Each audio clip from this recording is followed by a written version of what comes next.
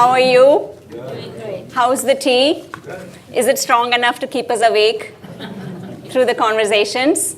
Right? We have one more panelist who's on her way. She said there was some accident, so there was a backup, but she's going to join us pretty soon. But I'm Nazira, and I can't thank you enough for being here this evening. And is aging something we can all avoid? If you all know, you have to tell me or us. Okay, so that's what we're going to talk about today and discuss and see what comes out of it. And also you will be able to provide us some information that the experts have provided already or just help us with that to gain knowledge as well. So thank you again for joining us. Quick housekeeping. The restroom is just outside to your right. You won't miss it. And then you have tea, hot tea with sugar if you need, and then dhokla, which is a Gujarati favorite Indian snack, and samosa, which is all Indian Indo-Pak favorite as well. So please help yourself anytime. And once the panel discussion is done, we do have a testimonial for 3 people who will provide testimonials. Thanks so much for coming here, Bernita. And then we have the Q&A session right after the testimonial. And so thank you again for coming. We'll have some quiz in between. I'll ask you a few quiz questions that you might be able to answer or you might be able to answer. And whoever answers it right will get some gifts where Tracy Marshall is going to help us provide that gift to you. So thank you, Tracy, for volunteering for that. Yes, and so to start off, I want to do a quick introduction. As you can see through the slides rotating, just for the interest of time, you'll see that the bio of the panelists is going to be rotating throughout the session. But we do have Keith Knabb from Affordable Medicare Solutions. So thank you so much, Keith, for being here. So anything with Medicare, we're going to come to you or ask you. And we have Patty. Thank you for coming out this on your busy schedule, being an attorney for elder law care. And with the baby boomers growing, we wish you success in your business and help us age well with all the information. Dr. Venkat, I've known him for, like 10 years. Mostly 10 years, wears several hats. He's just an awesome person in the sense he is very heavy on providing information on lifestyle modification. So I have some tough questions for him personally as well. And also he is at the Emory Diabetes Research. He's the director of Emory Diabetes Research Center, and he is also does at the Emory School of Medicine, so he's a professor as well. Melissa Sinden, thank you so much for joining us. So if you all can find out what's AARP, that's one of the quiz. So if you get it right, what it stands for. Any of the panelists know what does AARP, the full form of AARP? Yes? That's actually a trick question. That's a trick question. And you don't even know that. Something to do with aging. And Melissa is going to tell us more about AARP and what you all do. And you are the advocacy manager. And advocacy among seniors is much needed. And we'll talk about it why and why some of the communities stay back and not sort of come forward for advocacy reasons. And Anne, thank you so much for being here. Anne Ponder is from representing the Alzheimer's Association. And as you know, that's one of the illness or disease or symptomatology that we talk about, especially when we talk about seniors. So thank you for that expertise.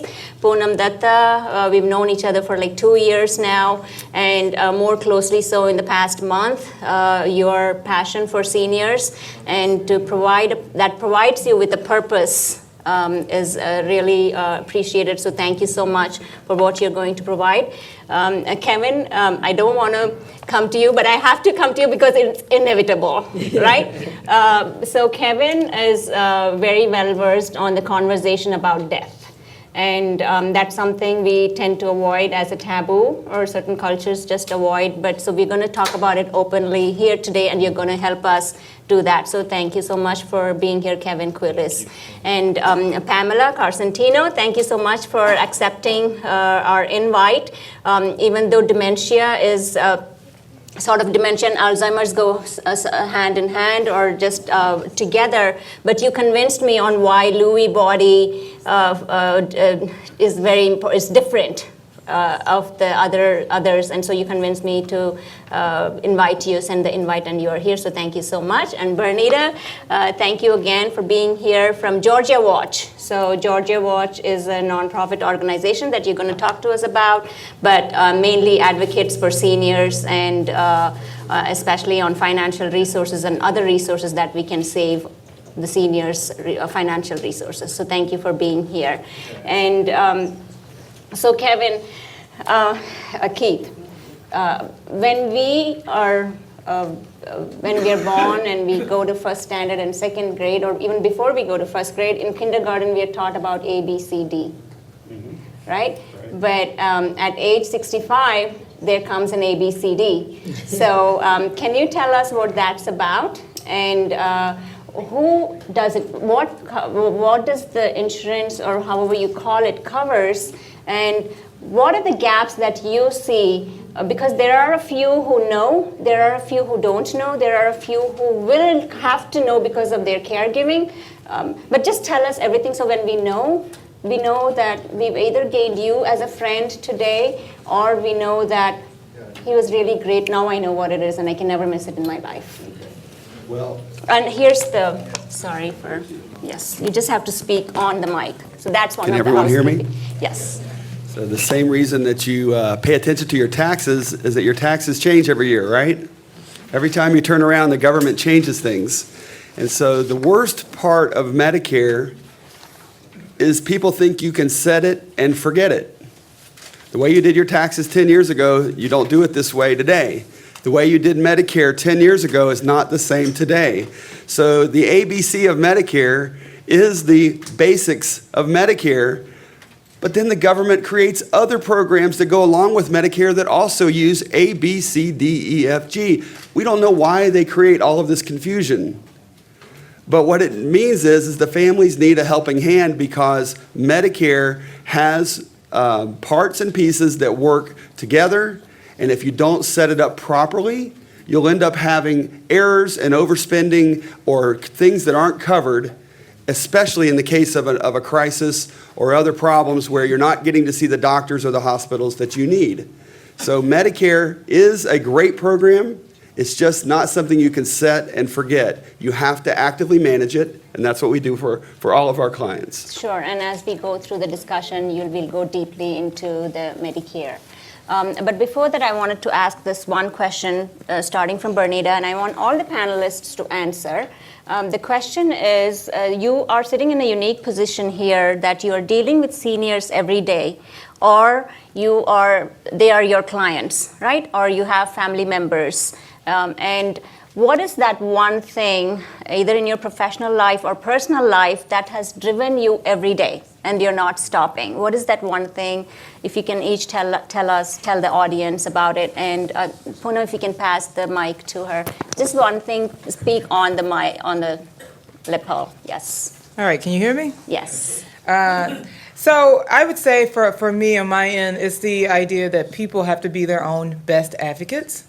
The work that we do at Georgia Watch is really all about creating resources to arm people to be their best advocate, to advocate for themselves. Because I am definitely a proponent of the notion that no one knows what you need better than you, and no one can argue for that better than you. So that's really the driving sort of motivation behind what I do and what we do at Georgia Watch. Very nice. Thank you. Pamela? For me, I think what it is when we get a phone call that comes in to our caregiver link and someone says, we just got this diagnosis, we don't know what to do. Being able to provide them with resources, provide them with support, connect them with others who have walked the journey, and they can understand that they're not alone, they can do this, and also to prepare them for what's ahead. Because I always tell people, it's kind of like you're all of a sudden on a roller coaster, and it's not like when you go to a theme park, when that roller coaster ends, you're not being dumped off in a gift shop. So it is a really difficult journey, and to know ahead of time what to prepare for. Thank you. I served in hospice for about 15 years, and now I do a private practice. And one of the things that drives me is I know that I know that I know that we are not taught how to get ready. Now, you have a great panel here that has different aspects about how to do that informationally. I work more with families and couples and individuals on the mental and the emotional processing of what it means to become old, and I say that with great respect, right? We in this country are trying to figure out, how do we say old? Well, we're getting old. We're aging, we will become ill, and we will die. And there's very little in our culture to try to help us to get close to that. And my philosophy is not to avoid it, but to deal with it. And when we deal with the reality of the human experience, we can then live more intentionally and with gratitude and with compassion. That's my drive.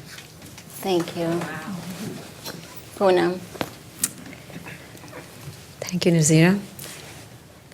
Well, I just have a very simple drive, is to see the smile on every face of the senior. I have been taught from my childhood. My father would, I've seen him, touching as a, seen in our culture. He will bow down to any elderly person he will see to take the blessings. And that's something that's always stayed with me. So I had been working in the corporate world for so long, but there was something that was missing. And I think it was something I was so passionate about, I always put it on the back seat. And finally, I decided I need to step up and serve, especially the elderly. I would very closely observe. I have been 27 years being in Atlanta. I have worked very closely with the immigrant population as well as American population, and I see the challenges, I see the limitations that they have, that they come with, which come with age. So I feel that it's my responsibility to do something to address those, and in whatever small way or a big way I can do, I want to get up every day and do it and bring smile on their face. That's what I want to do. Thank you, Poonam. And when Poonam and I spoke, like probably a month ago, when I was inviting her to be on the panel, we sat for 2 hours and literally we just shed the tears for the 2 hours because of the real stories that she said that we don't realize. It's about social intelligence, but thank you so much for bringing us the reality outside of how each one can face and how to be better prepared. So thank you. And what about you? Yes, I am still in the corporate world, but as my volunteer activities, I'm on the Speakers Bureau for the Alzheimer's Association. And I think it's so important that people have the information that they need to understand Alzheimer's. It's been said that it's the most dreaded disease that there is, especially for those of us who plan to live to an old age. And so I think there are a lot of resources available both for people who may be prone to Alzheimer's and especially for caregivers with support groups. And it's amazing to me, I did a talk at lunchtime for a church over in Decatur, and it's amazing how little understanding of the disease there is. And it is not a disease that is something that you can just take. I mean, you don't have to just take it. You can prolong getting it if you have a genetic disposition to it. You can change your lifestyle so that you're less likely to get it. And I think that that information is available, and everyone should understand how lifestyle impacts our health. Thank you. Thank you, Anne. So, Melissa, tell us what drives you every day. Sure. So I will say that I was very naive until it happened within my own family, that I did not realize that unless you have saved a whole lot of money or you are on the very low income of the spectrum, there is no care, in-home care that is provided under Medicare or other types of insurance. So, my own family, I have two 94-year-old grandparents. My grandfather is my grandmother's primary caregiver. And it's tough, and it's tough on everybody in that scenario, all members of the family. We're fortunate enough to be able to pay in-home caregivers a couple hours at a time, but that's not the reality for a lot of people. And by the way, there's not enough of those in-home caregivers to go around as this population continues to age. So I just really wanted to be a part of finding a solution to that problem, and I hope that I can be part of that and work on behalf of that population to make sure that there's help out there. Thank you, Dr. Venkat. So what drives me every day? My car drives me every day. Aside from that, I'm primarily a scientist, so I tend to be a curious person, a skeptical person, and a person who likes ideas. So what drives me every day is to be in a world of ideas and trying to generate data and science upon which good decisions can be made, whether it's the science of aging or the science of health, trying to create that kind of data rather than simply going by beliefs. I mean, there is a danger sometimes that we all have our own beliefs, but whether those beliefs work or not is where I come from. And for example, very recently, for the last 2 or 3 years, a close friend of mine, Dr. Richard Smith, who used to be editor of the British Medical Journal, I and several others, have been having this open and frank conversation about the simple idea that as a human society, particularly over the last 100, 200 years, we have come to deny death. And we are arguing that the beginning of high-quality life is the acceptance of death as part and parcel of it all. And there I agree with you. And in terms of my own research, I'll talk a little later. Very nice. Thank you. Patty?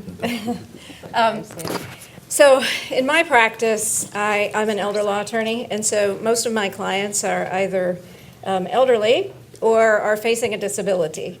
But to be honest with you, most of the time I'm meeting with the children, the adult children of someone who is in crisis. And so the children are scrambling to figure out how do we find care for our parent, and how are we going to pay for that care, and did they do the proper planning beforehand so that we can help them out.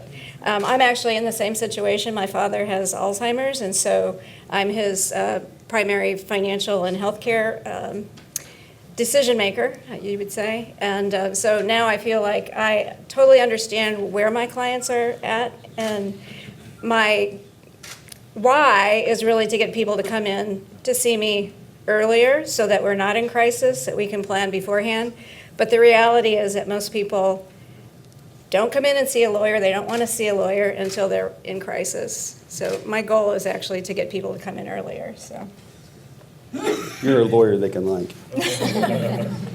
Kevin? The thing that really has changed my life in the last 10 years is this becoming an educator. I teach over 120 classes a year, and half of my classes I teach are to just regular consumers and citizens, and half of my classes I teach are to professionals. And I teach social workers about Medicare, and I ask them, I say, why aren't you getting this at the School of Social Work at University of Georgia, for example? And they say they just don't teach us this segment. There's a real vacuum, and it's a problem. And so I've really enjoyed filling that, and it really is rewarding because people are thankful. They're saying, thank you, we really need to have more of this. There needs to be 100 of me out there teaching.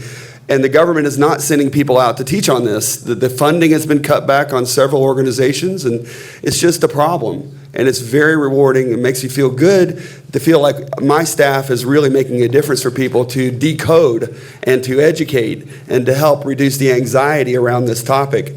And one of my classes that I'm teaching on the 14th is Medicare and long-term care. And I'm teaching that to health insurance agents at their convention, because they're not getting the information. Very nice, thank you. And so Patty, we know about Medicare, but we really don't know about Medicare. And I think in your brief introductions also we talked about why people are only gaining information about it as they turn 60, and then most of us at 65. And the reason I've been reading about it is because of this panel discussion, right? but I'm glad I'm doing it. You have audience here, right? So either in their 60s or even prior, they are caregivers. What can you tell them? What are your thoughts as an elderly law attorney to ask them or convince them to learn about the benefits or what it covers and what it doesn't cover? So how can you convince them to start looking right now is the right time and never too late? Well, I was thinking about this as I was driving over here today, because I think you'd asked me what were some of my tough cases. And all of my cases are tough in that people don't plan far enough in advance to avoid a crisis. And at all phases of life, the planning is really very similar. There's a few documents that you really need to have. You need to have an advance directive for health care, so that somebody can make healthcare decisions for you if you're not able to make those decisions or you can't communicate them. You must have a financial power of attorney, an agent under financial power of attorney who can deal with your finances if you all of a sudden are not able to do that. And then, we need a will also, but the will only covers generally things at your death. But in order for me to help folks plan, especially in crisis situations, the first two documents are probably the most important. Having someone who can step in and make healthcare decisions for you and knows what those decisions would be, so that you've had a conversation with whoever you have asked to be your agent to let them know what decisions you would make if you were able to make those. And with the financial documents, unless you have someone who is your agent under financial power of attorney, if all of a sudden you can't write a check, there's nobody who can do that for you unless you have an agent who has that power and who also knows your own finances, who knows a little bit about where they could find your checking account if they had to in an emergency. And I tell people that, you're an adult at age 18, so 18-year-olds need those documents. So at every phase of life, you need to have those documents in place just in case. Awesome, thank you. So one quiz for the audience now is, what goes up and never comes down? Age. She got it right, Tracy. If you can make sure, or you can hand the gift to her later. So we do have. Thank you so much, Vijaya, for being here and getting that right. It was so obvious. But Dr. Venkat, the next question is, when we are in 20s, 30s, and 40s, we're always told it's the genetics and the environment that leads us to the chronic diseases, and especially coming from the Indo or the South Asian communities, the chronic diseases such as heart disease, diabetes, and so in the USA as well. But tell me, so adding to that, as you age itself becomes a risk factor to chronic diseases. So how can we as elderly or the seniors or the becoming seniors take a holistic approach? And if there's already any gaps that exist in lifestyle modifications? Okay, good. So essentially, there have been a number of studies in this area. And very recently, there was a very good meta-analysis of several big studies trying to look at the factors that assure healthy aging.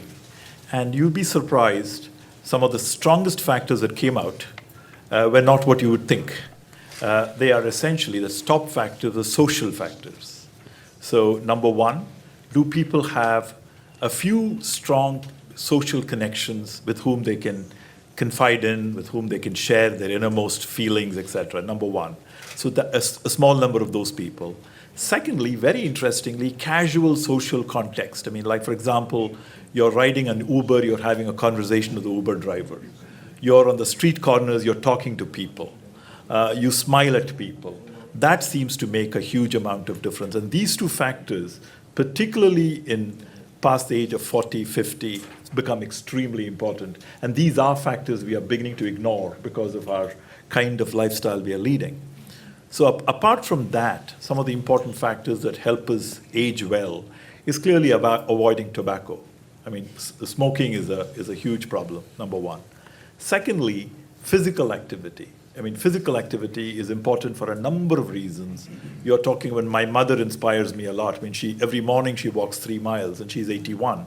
So when she does it, even if it's freezing outside, she still goes out and walks. So I think that physical activity is extremely important because it does a number of things. It improves your insulin action. It tends to help you relax. It tends to burn energy, excess calories, and it also controls appetite in a way. So physical activity is extremely important. Then comes the regulation of diet. Regulation of diet from a number of perspectives. There is no such thing as, people often have this idea of, I'm going to go on a diet. That's not what it is. You've got to make a healthy diet a kind of way of life. Essentially, a diet that is of high quality, lots of fruits and vegetables, decent amount of proteins. If it's animal proteins, okay, but preferably plant proteins. It's a lot healthier. Thirdly, avoid highly refined carbohydrates. I mean, things like polished white rice, all the refined carbohydrates like donuts and things like that. Those are problematic. Soft drinks, etc. Sweetened soft drinks, etc. And then nuts seem to have a very positive effect. I mean, things like cashew nuts, walnuts, these have very positive effects. And so it's not a question of avoiding fat, but the right fat, things like olive oil, monosaturated fat. And I think in the case of the Indian diet, avoiding too much of fried foods and snacks, I think is a good idea. And then the other important thing is really about food hygiene, is about not making sure you don't miss breakfast, small quantities. And secondly, try to make your last meal of the day quite small, and it's better to have an early meal rather than a very late meal. Most people tend to eat and go to bed soon. I think that's not a good idea. So I think those are some of the important things in terms of nutrition. And there are other things we forget. Sleep is an extremely important thing when it comes to managing health and lifestyle and preventing chronic diseases. We often say you need about 7 to 8 hours of high quality sleep. And the one thing that disturbs your sleep most, believe me, is television before you go to bed. Yeah. So again, these things are all interconnected. The simple thing that I have is, we actually originated from monkeys. So the lifestyle closer to monkeys is what we should lead. Live in small groups, play around a lot and have humor, eat a lot of nuts, fruits and vegetables, and live in small groups, wake up when it's light and go to bed when it's dark. Thank you. We're not gonna forget that. So thank you, Dr. Venkat. Melissa, American Association of Retired Persons, AARP, is 35 million people strong. I think your membership opens 50 plus, and having discussed some of the challenges already as the panel, how is AARP helping with advocacy, and you are also the advocacy manager, on things like environment, because seniors can't have the same environment as we were when we were growing up. But how do you advocate for positive living, healthy lifestyle for seniors through public policy? Sure. So actually, an interesting tidbit is that AARP is no longer the American Association of Retired Persons. They actually dropped that several years ago, and now it's just AARP. It doesn't really stand for anything, but we do say real possibilities. So that was the trick question. Oh, good. Okay. Yes. There you go. It's a little known fact that yes. So we have about 38 million members nationwide. We have about 1.3 million here in Georgia, so we're one of the larger states. And we have a variety of ways that we really advocate on behalf of the 50-plus population. We are traditionally an organization that represents the 50-plus, but we'll take members of all ages. And I always say I keep waiting for the moment when I whip out my AARP card and someone says, "You don't look old enough to be an AARP member," but no one's ever said that to me, so I don't know if that's a good thing or a bad thing. So we have the advocacy that we do at the state and federal level, and that's really what I work on here in Georgia. We're over at the state capitol during session. A couple of the things that we're working on this year are to expand nursing scope of practice to really open up more healthcare access, especially in rural areas. And then there's another piece of legislation that we've been working on that would allow for a smoother transition when folks are discharged from the hospital. Interestingly, last year, we worked on a power of attorney bill to update financial powers of attorney. I'm sure you're familiar with the new regulations around that. That law really had not been updated for quite a while, and what we were hearing from our members is that people would go into the banks with a very well-executed power of attorney, but the bank would say, you know, we're not sure about this. It doesn't look like what we're used to, so we're not going to take this. If you want to fill this out, we'll take that, which is fine if the person for whom you have power of attorney is still lucid and able to fill out those documents. That's not always the case. So we wanted to go in and really standardize that process so that people could, those that took the time and had the wherewithal to make those decisions ahead of time, could continue to use the document in the way that it was intended.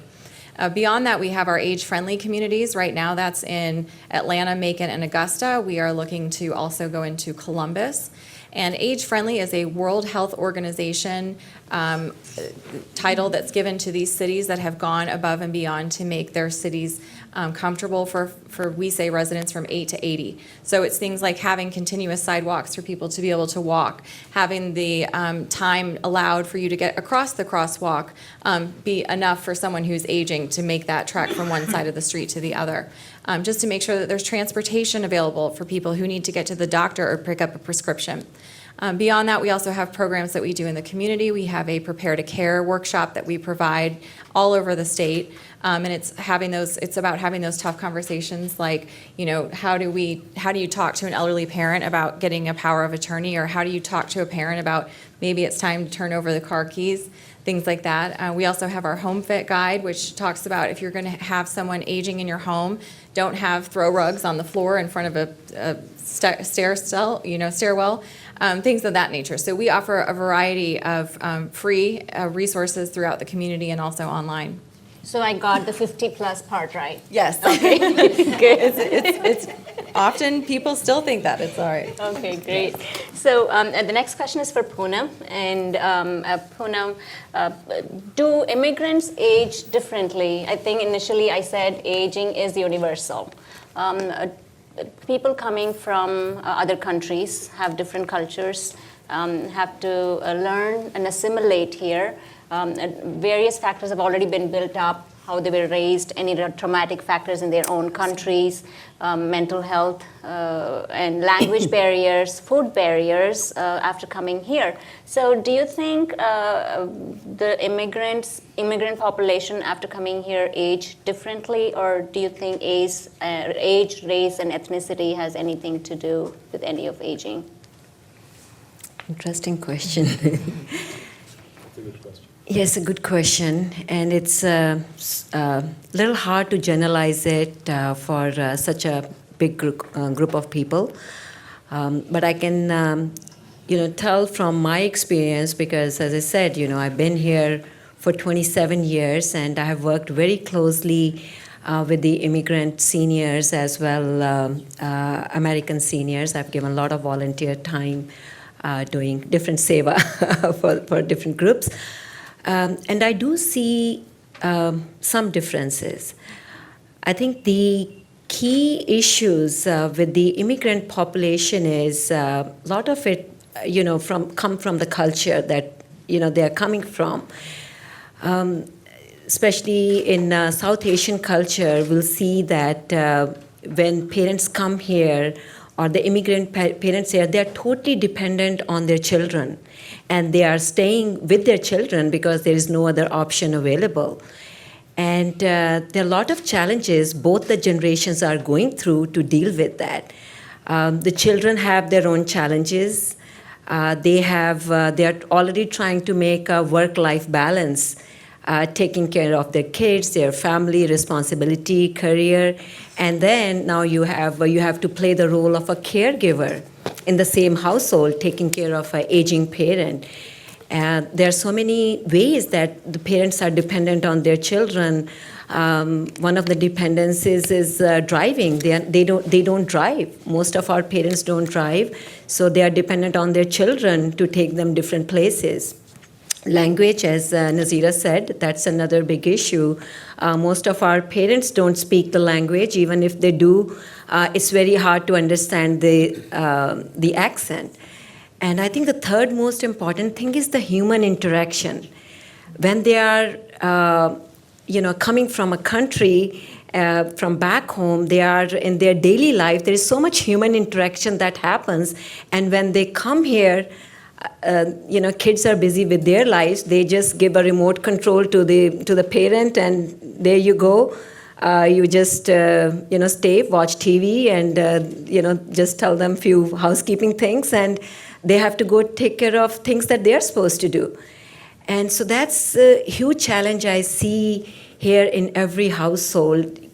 Children are trying to do whatever best they can, but parents, they are dependent, and because of that, there's a lot of gap on both sides, which we see, and don't know what to do about that. Sure, and as we start discussing more, we'll get into some of those Absolutely. details. So Bernita, the next question is for you. How many of you have signed on, have an account on your Social Security? How many of you, if you can raise your hands and do an account on Social Security website? Yeah, very nice. So I did it for the first time just because I was researching and preparing for this. I said, well, I know I have Social Security. I've been working for almost 10 years more. And so I signed on. And you should see the happiness on my face when I found out this is how much I'm going to receive when I'm 65, right? So You want to get to 65. It's just the anticipation of when I get 65, this is the check I'm going to get every month. And because of the efforts that I've put in my past working or currently working.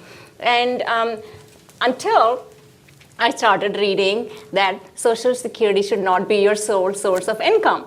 And then I go, darn, I was so happy a second ago. So even $2,500 or above is not enough, right? But Georgia Watch does some of the interesting initiatives for seniors.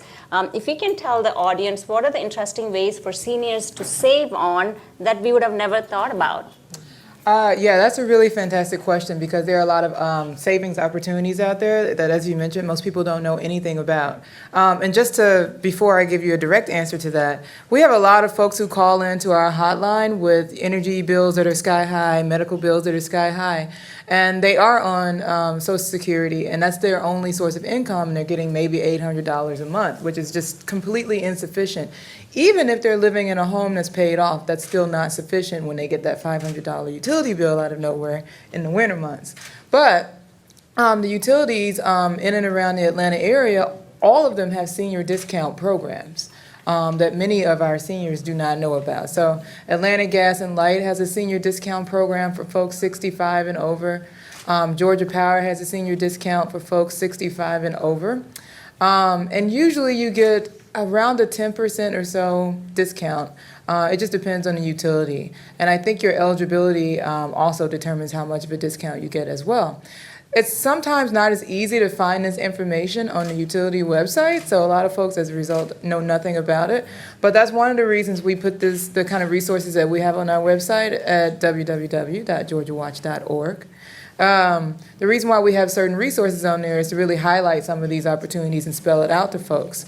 I was going to bring some handouts for folks, and then I decided, no, people can go on our website because some of these things change and we like to keep things updated.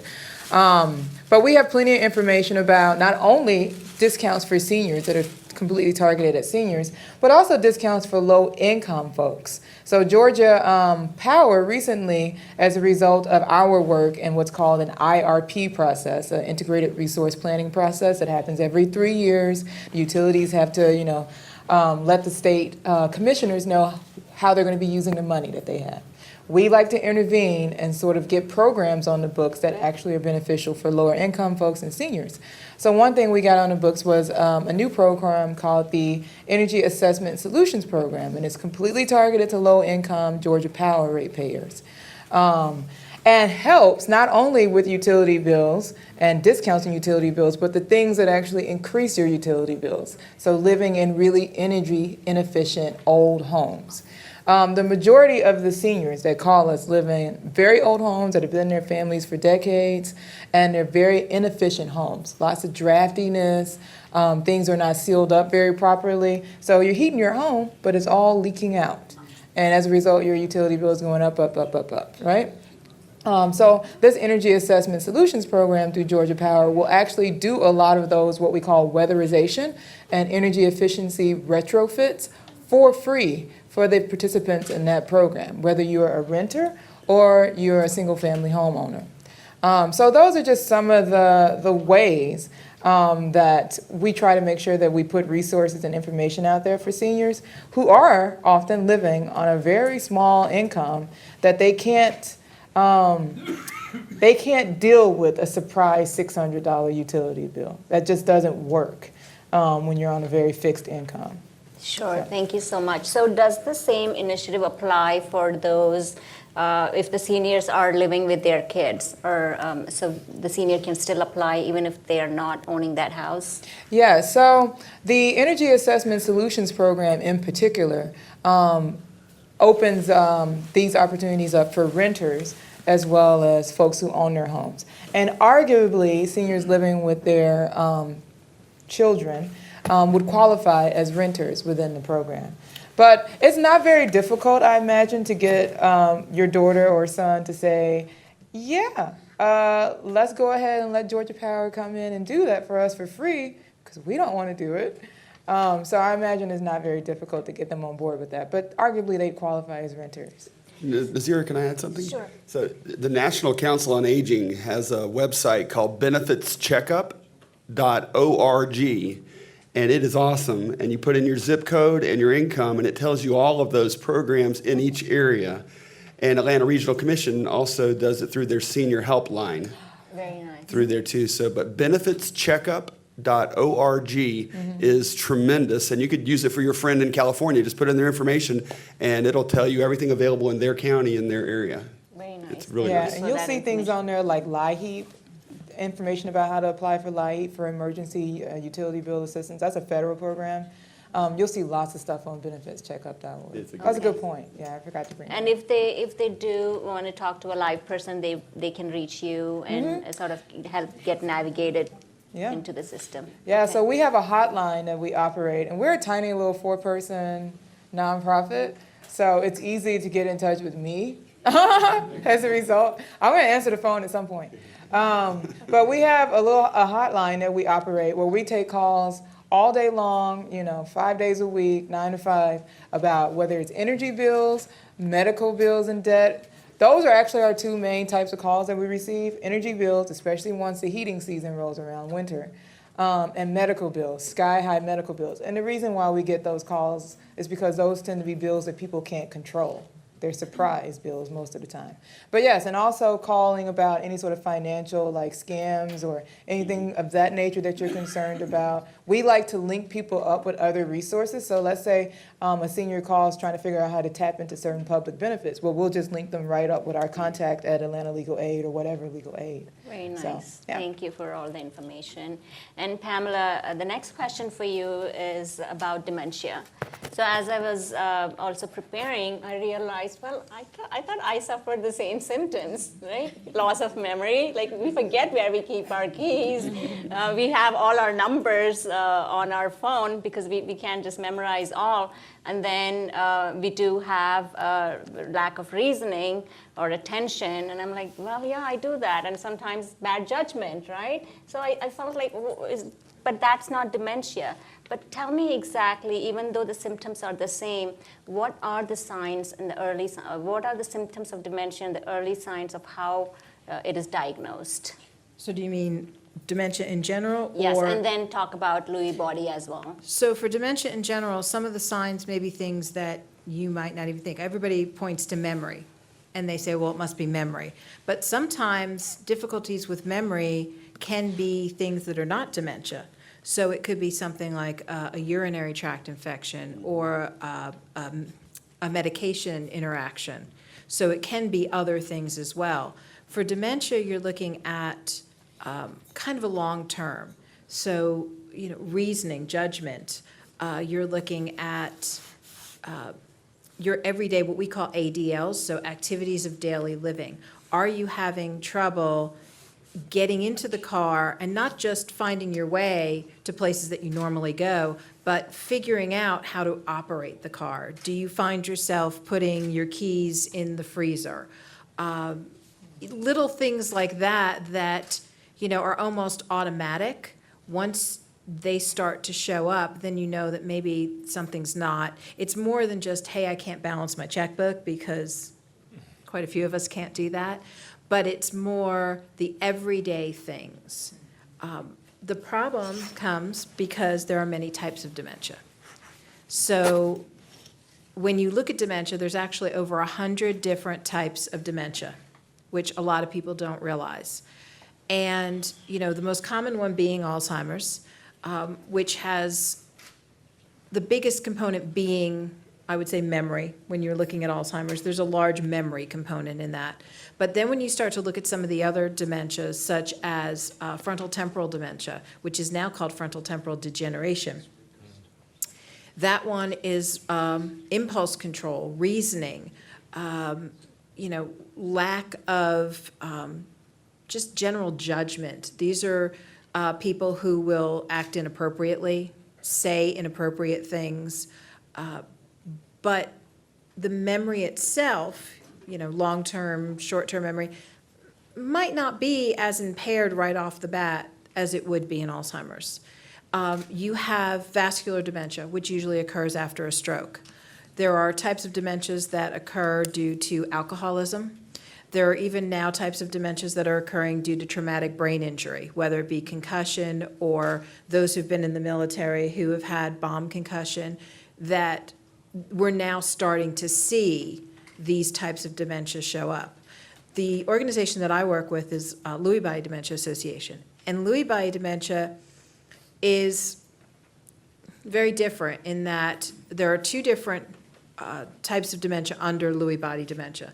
There's dementia with Lewy bodies, and then there's Parkinson's disease dementia.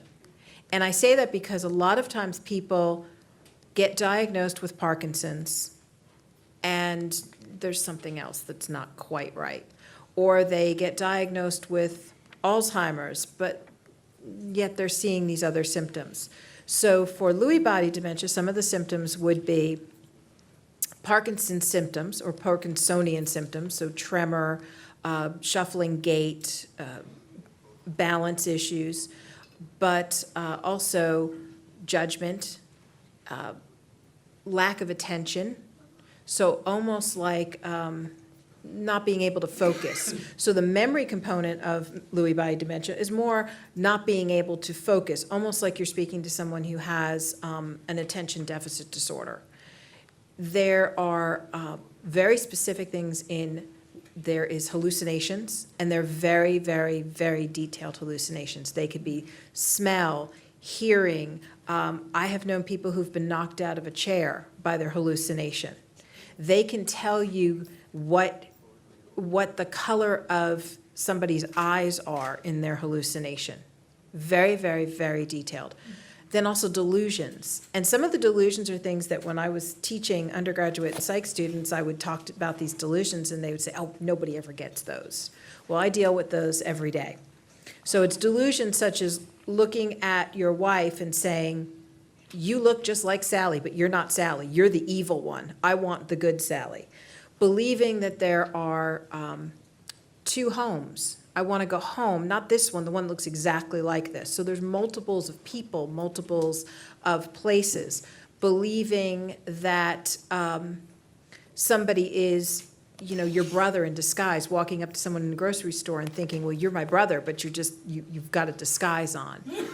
Sometimes these delusions can be really unusual. There's also illusions that occur. So seeing shapes coming out of the wallpaper, seeing like maybe a coat rack will look like a person to them. So these are things that when someone is experiencing what we call, a psychotic episode, and you have to kind of suspend a little judgment on that word, but when someone is in that active state and let's say they are picked up by law enforcement or someone calls 911, that person is going to thought to be either manic or schizophrenic, possibly even on drugs, because a lot of times what happens is people are younger for these types of dementia. The other really key component to Lewy body dementia is a sleep disorder called REM sleep disorder, and that's rapid eye movement sleep disorder. Now, when we all dream, our bodies are paralyzed. We don't move. People who have REM disorder, when they dream, they act out their dreams.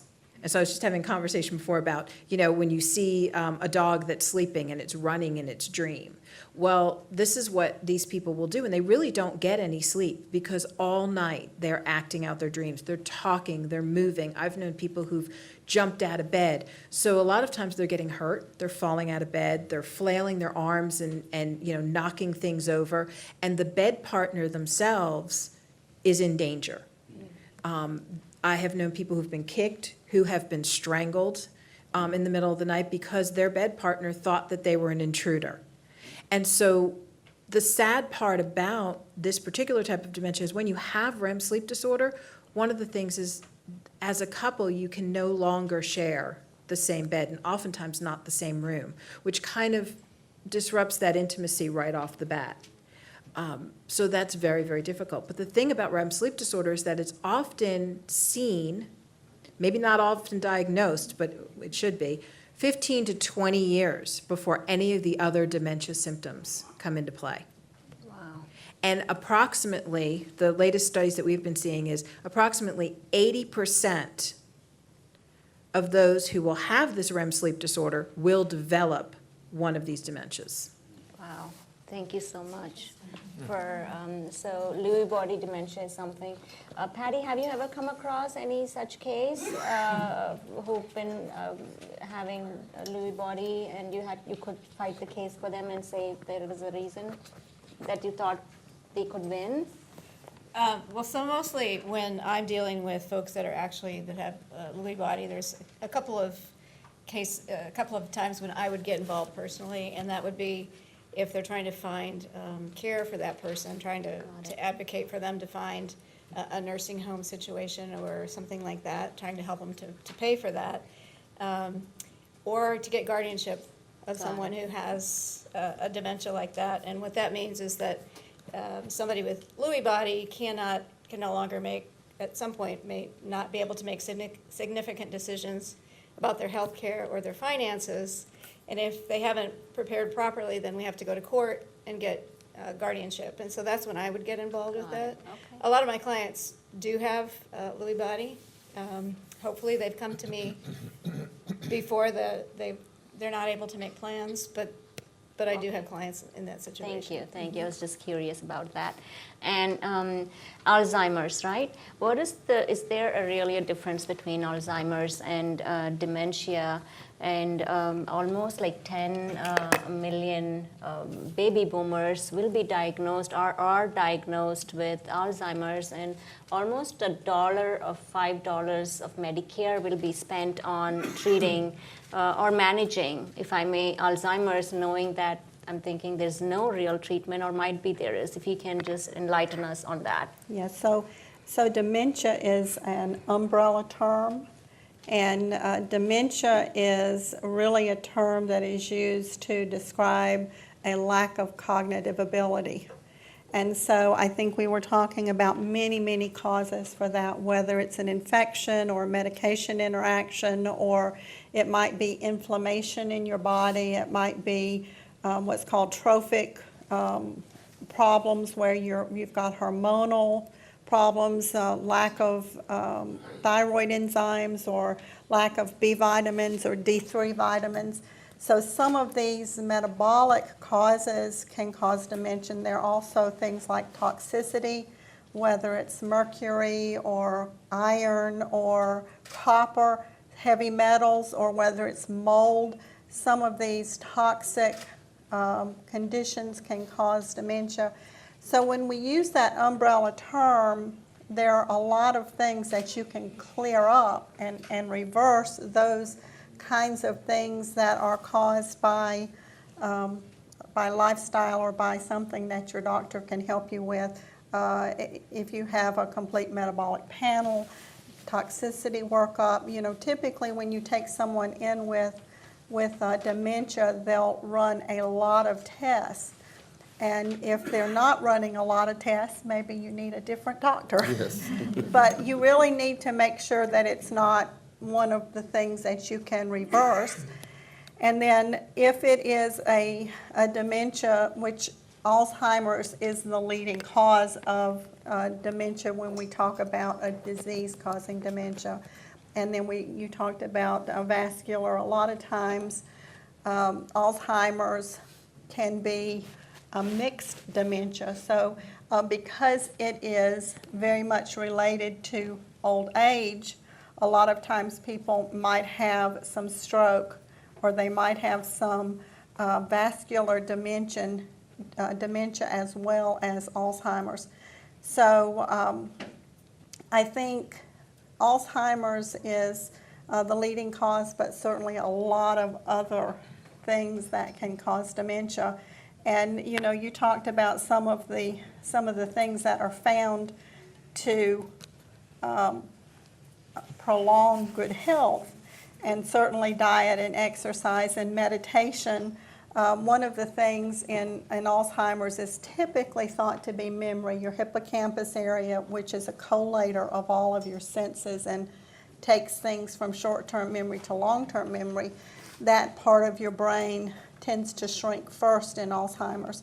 But if the toxicity type of things, then it's frontal lobe. It might be executive function. You might have decision-making problems, or you might have just problems with finding the right words to talk, or things that are, a little bit more complicated might be from that heavy metal types of poisoning.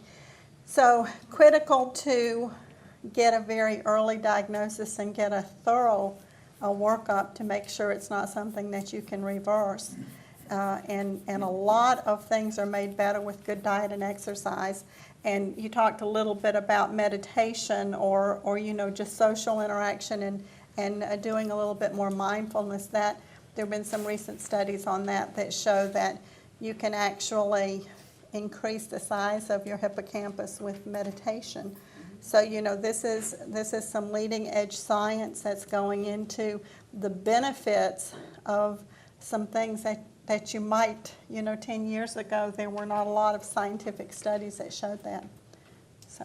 Thank you so much. Yes, go ahead. Firstly, again, in the whole area of cognitive function and loss of which dementia is an extreme version, simple things like correctly controlling blood glucose under control, keeping blood pressure under control, and again, physical activity, diet, those have major benefits. And we've also spoken a lot about mental health in general, and I'd like to emphasize two things here. Firstly, one of the most common mental illnesses or mental health problem is depression. And anxiety disorders. These are very common disorders. But unfortunately, as a society, we don't give mental health the same validity as we give physical health. We often have a tendency to say, oh, something's wrong with your brain, in your mind, why don't you pull yourself up? That's wrong. Yeah. I mean, these are chemical disorders. These have to be treated like you would treat a high blood pressure or a high glucose. And there are professional ways of doing it. So I think awareness of mental health is very important, particularly as we age. Things like depression, loss of memory, extreme forms of dementia, anxiety disorders, these are extremely important to pay attention to and to recognize. Thank you so much for adding that. One point, too, is that if you have high blood pressure or heart disease or diabetes, you're much more likely to get Alzheimer's. So there's direct linkage with, decreasing blood flow to your brain, increasing insulin levels, and Alzheimer's disease. So. Thank you so much. Interesting. So, Kevin, I saved the best for the last. And it's something that our families, our cultures, where this is a culture that we can sort of agree upon, don't talk about. Especially we cannot think of or imagine anyone whom we love dying. But society nowadays has accepted more the concept of death with dignity rather than surviving at any costs, especially for the elderly. So tell me why a topic such as death is important to talk and not just push it under the rug. Well, it's pretty obvious when you look at it. I'm thinking of Can you hold the mic? I'm thinking of all the information that you've gotten today from really, really good resources. But they've been out there for some time. And apart from maybe shifting in some information and modifying and what have you, a lot of this information has been out. These are kind of like the heroes trying to really drive it into our community and into our culture. I move in from a kind of slightly different angle. When we talk about mental health, we have yet to talk about elevated emotions, how to maintain positive emotions, which is a very good thing for mental health, how to deal with depression and anxiety, which I work with. But one of the areas that I really focus on is I try to use what's called a bit of exposure, if you will. And that is, I try to get families and individuals and couples to talk the language. Now, in our culture, you hear a lot. Sometimes you'll see it in the news, people dying, people getting killed. So the sense of death is really not a secret. Plus, we all have this sort of knowing within us. As much as we don't entertain it, we have that knowing within us that we are going to become old. We're going to become ill of something. We talked a lot about Alzheimer's. We haven't said much about heart disease and about some other factors that are out there, right? And we are going to die. Now, the question becomes, when do we start exploring that? Do we wait till about our 50s or our 60s? Or can we start now, when we're a bit younger, to explore the emotional and the mental pieces that go along with this? And so let me give you an example of what that looks like. I want you to, in your own mind for a few moments, picture your home, where you live. And I want you to know where that one spot that belongs to you, that if anybody was to come to your house, they know where to find you, because that's your spot, that's your place. I want you to picture that place with you in it for a moment. Just picture yourself there. See yourself, whether it's a recliner in front of the TV, or whether it's in the kitchen or the porch. I want you to picture yourself there for a moment. And then when you are ready, I want you to see that spot empty. Because you no longer occupy that place. That's the language that I work with, because I believe that there is a need to move into the experience. See, it's one thing to talk about death, right? You hear it quite a bit. Now, I know we're all going to die. I know I'm going to die. It gets us nowhere. It doesn't bring us to these folks that have information on how to prepare and how to get the right information. I move you and I move couples and I move individuals into a place to explore, number one, what is it about that language that's scary? And then when you do feel that sense of unease, or what we as therapists call the existential angst, what do you do with it? Because I worked in hospice for 15 years, and what I saw, there were people that could move into a place of peace as they were moving into that transitioning place. But there were some that died scared, afraid, and anxious. Now, here's my theory. Why wait till the very end to explore those feelings? What if you could maybe increase the chances of a more peaceful ending if you talked about your own experience with dying. And that doesn't mean you have to be at that place, right? Although, what is the motto? We're really all dying right now, aren't we? Right? So there's this sense of exploring what really culture doesn't want us to explore. So we've got a big fight on our hands. Culture says, stay as young looking as you can for as long as you can. Spend millions, if not billions of dollars doing all sorts of things to your body, even though it's still gonna stop. And pretend that you're really gonna live long. Like really, really long. And pretend you're gonna live happily ever after forever. And as much as that is really funny, if you look at our culture, they live with that sense of practicality. And if you don't believe me when you leave, watch how people drive. The most important thing is getting through that red light. What if, when I worked and I started a program called Conversing with Death, and I'm going to have a couples workshop in March, and so there's a sign-up sheet if you're interested, and it'll be in Roswell. I started a program to be able to kind of help people integrate the language of dying into the living, because I saw a lot of people unprepared in my work. 15 years in hospice is a long time. And I'm not talking about a couple of hundred people that I experienced and worked with and served.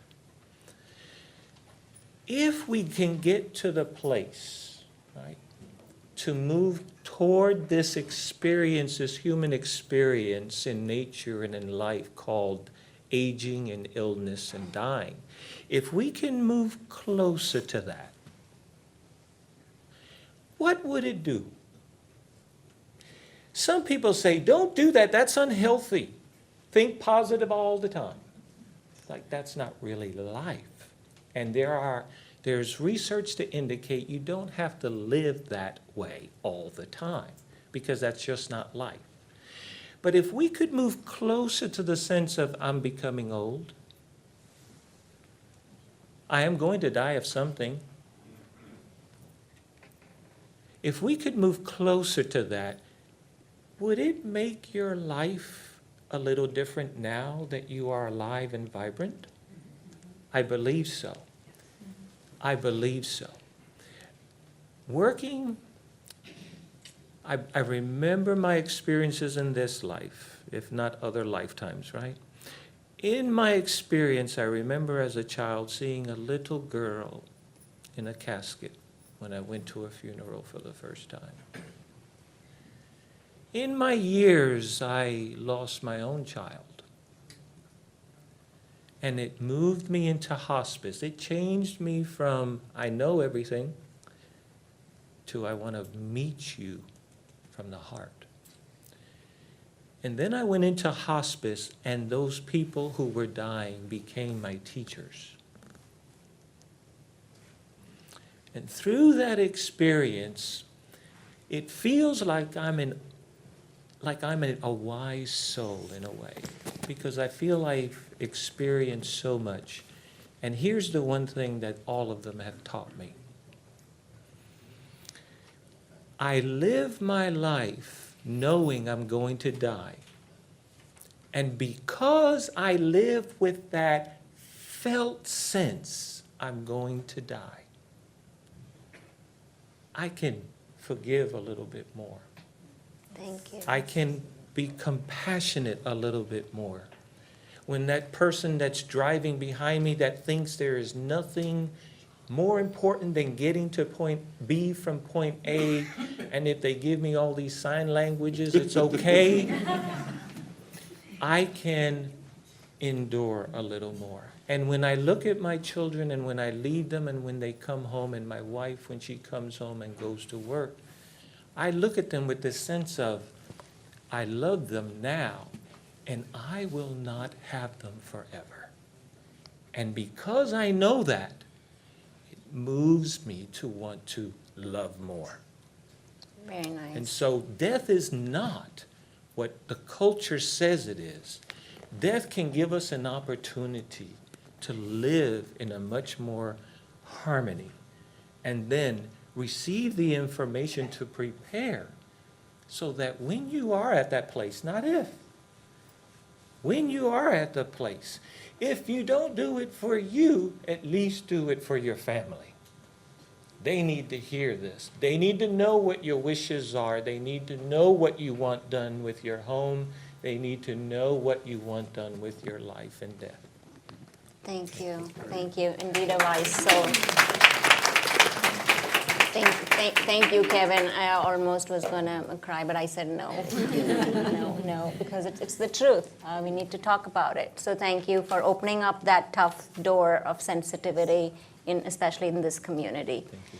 And Keith and Patty, before I ask the question to you, the question to the audience is, if you had if there were 3 apples and you take away 2, how many do you have?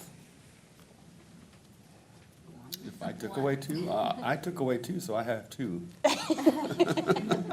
The answer is 2, right? But the panelists don't get a gift. So here's one more question.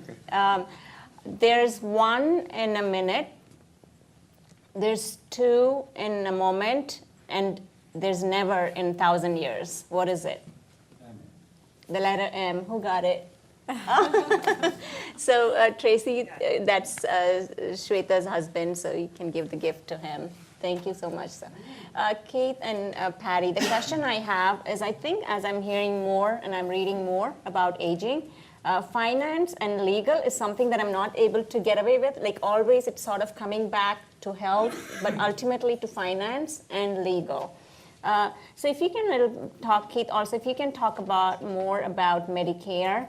What is it that the myth that Medicare carries that none of us that we don't know, right?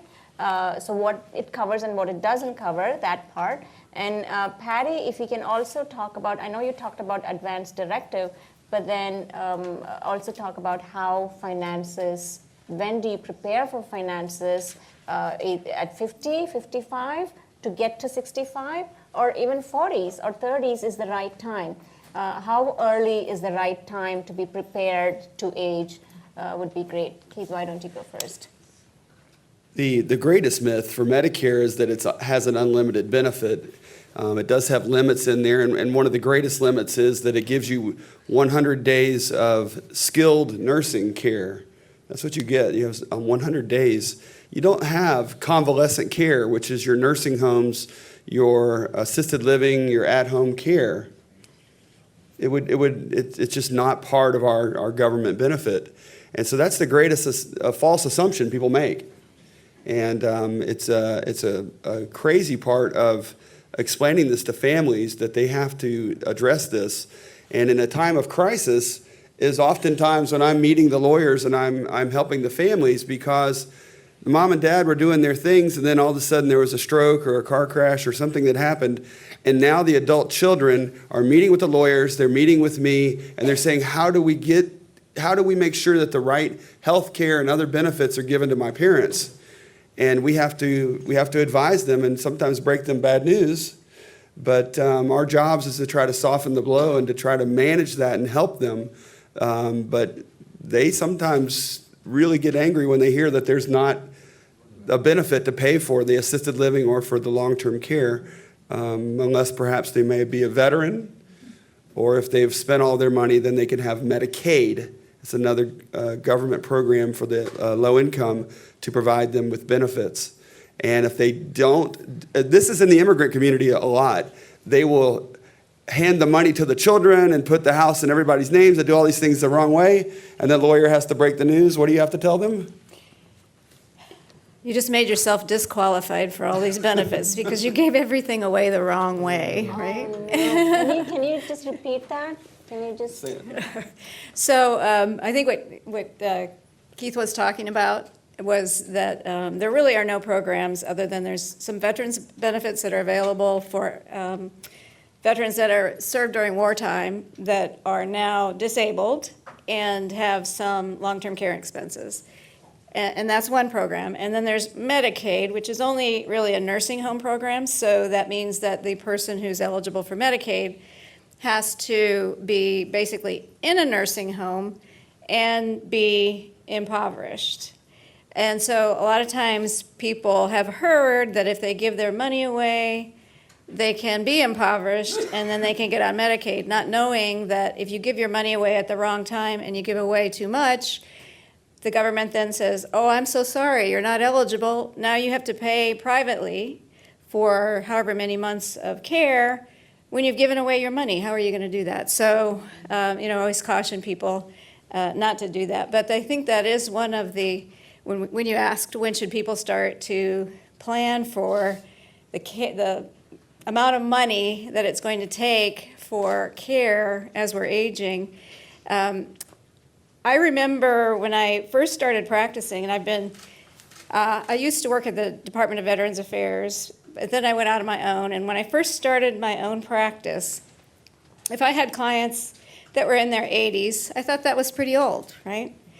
I have clients in their hundreds now, right? So people are just living so much longer. And, in my situation, my father retired when he was 55. He's 89 now. So, how do we pay for, how should we pay for this care? I think people need to consider, and I'm not a huge proponent necessarily of traditional long-term care policies, but I think it's something that we need to explore. The cost of long-term care right now, so a nursing home is it starts at about $7,000 a month, right, for nursing home care. Assisted living, what would you say, $3,500, $4,000, something like that? Yeah, and it goes up, and every year it goes up 3 to 5%. And so you can kind of figure out how much it's going to cost if you have to go into a long-term care facility. If you have home care, it's 20-something, usually an hour, right now. And it goes up again every year. So we're living longer. We need more money. Everybody needs to plan for that. So I would say we need to start planning when we're at least 30s and 40s, really.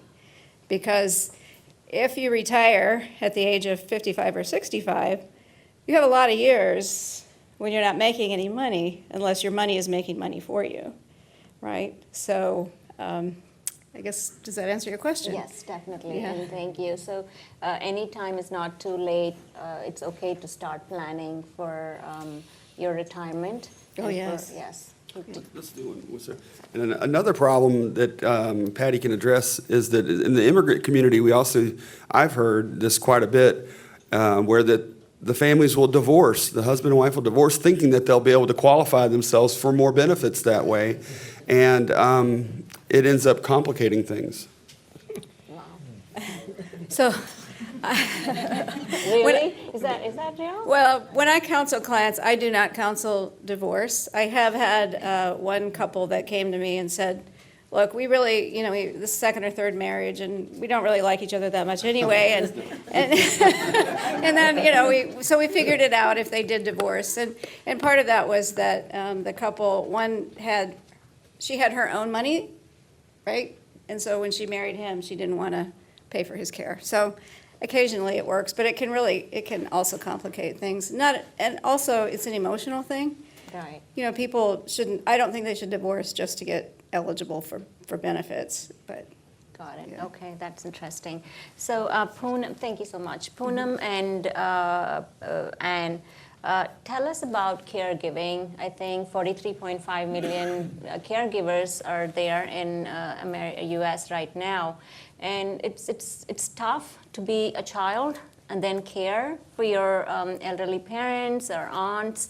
But how do you see us transitioning to become caregivers? What are the challenges? Because you have your own work, and maybe from your personal experiences, or what are the things that caregivers should take care of themselves to avoid the stressors? I'll start. I think you've got a little bit different experience actually being a caregiver full-time, but I think one is to make sure that you understand what resources are available to you. And the Alzheimer's Association has educational programs for caregivers, support groups for caregivers. We have a hotline that's 24 hours a day. You can find a lot of information at alz.org on caregiving. And I think it's very important to make sure that you do maintain some social interaction with other people outside of caregiving, because caregiving is a very isolating thing for someone who's a full-time caregiver. And, typically you don't have to have constant care until stage 3 of Alzheimer's. And there are things in stage 2, GPS kinds of devices, safety devices that you can put on a person so that one in 2 Alzheimer's patients will wander and get lost. And that's a devastating thing to a caregiver, to think, I can't run to the store because mom or dad might walk out of the house and go somewhere, and I won't be able to find them. So I think just preparing some things that do let you get out and run to the store in stages 1 and 2, certainly. In stage 3, it's maybe a little bit more difficult. But then maybe you do plan some respite care and use things like daycare centers, and I'll let you talk about that. Yes, absolutely. I think in immigrant homes, their children all of them are caregivers. That's the role you have to play. Because, with some of the challenges we talked about, even home care, affording a right home care is very challenging. So I get so many calls every day from caregivers as well as seniors that, do you know anybody who can come to our house to take care of my parent who have this issue? And first thing I ask is what kind of benefits you have, because that's what makes a difference. But, more than 60-70% of them don't have the right type of benefits to get the care from outside. So the burden of taking care of an elderly is on the children, especially in the immigrant community. And, as Anne said, you have to do whatever you can to educate yourself as a caregiver. The more you know, the better it is. We have, me and my husband have gone through the same situation, and a lot of faces I know here, I'm sure they can relate to that. My in-laws, they lived with us for 25 years. And life was a little bit easy when they were together, but after, my father-in-law passed away, we saw a major decline in my mother-in-law's mental health. And then, of course, the physical health goes with that.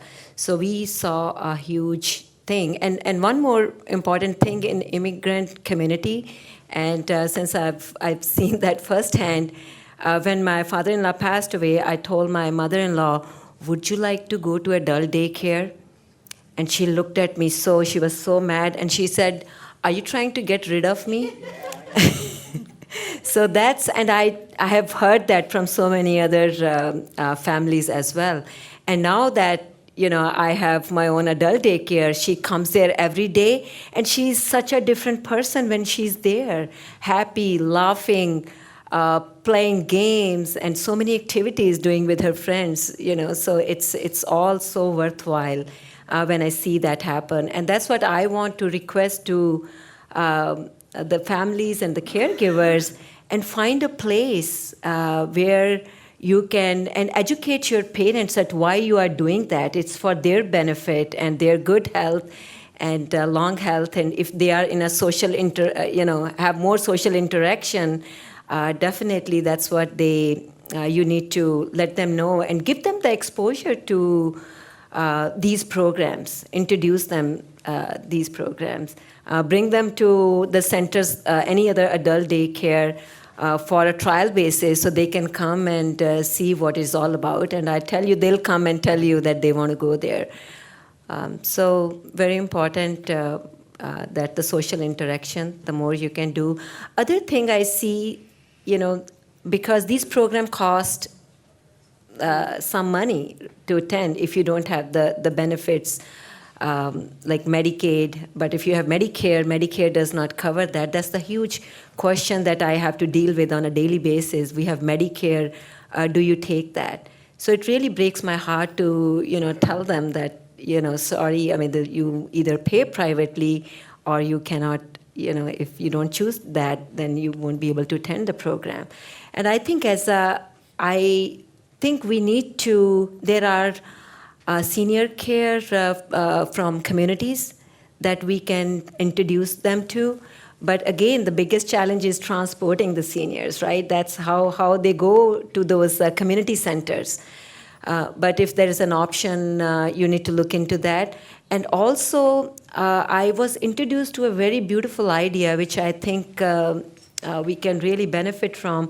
I was invited to a neighborhood where they have a program for the seniors in their own neighborhood.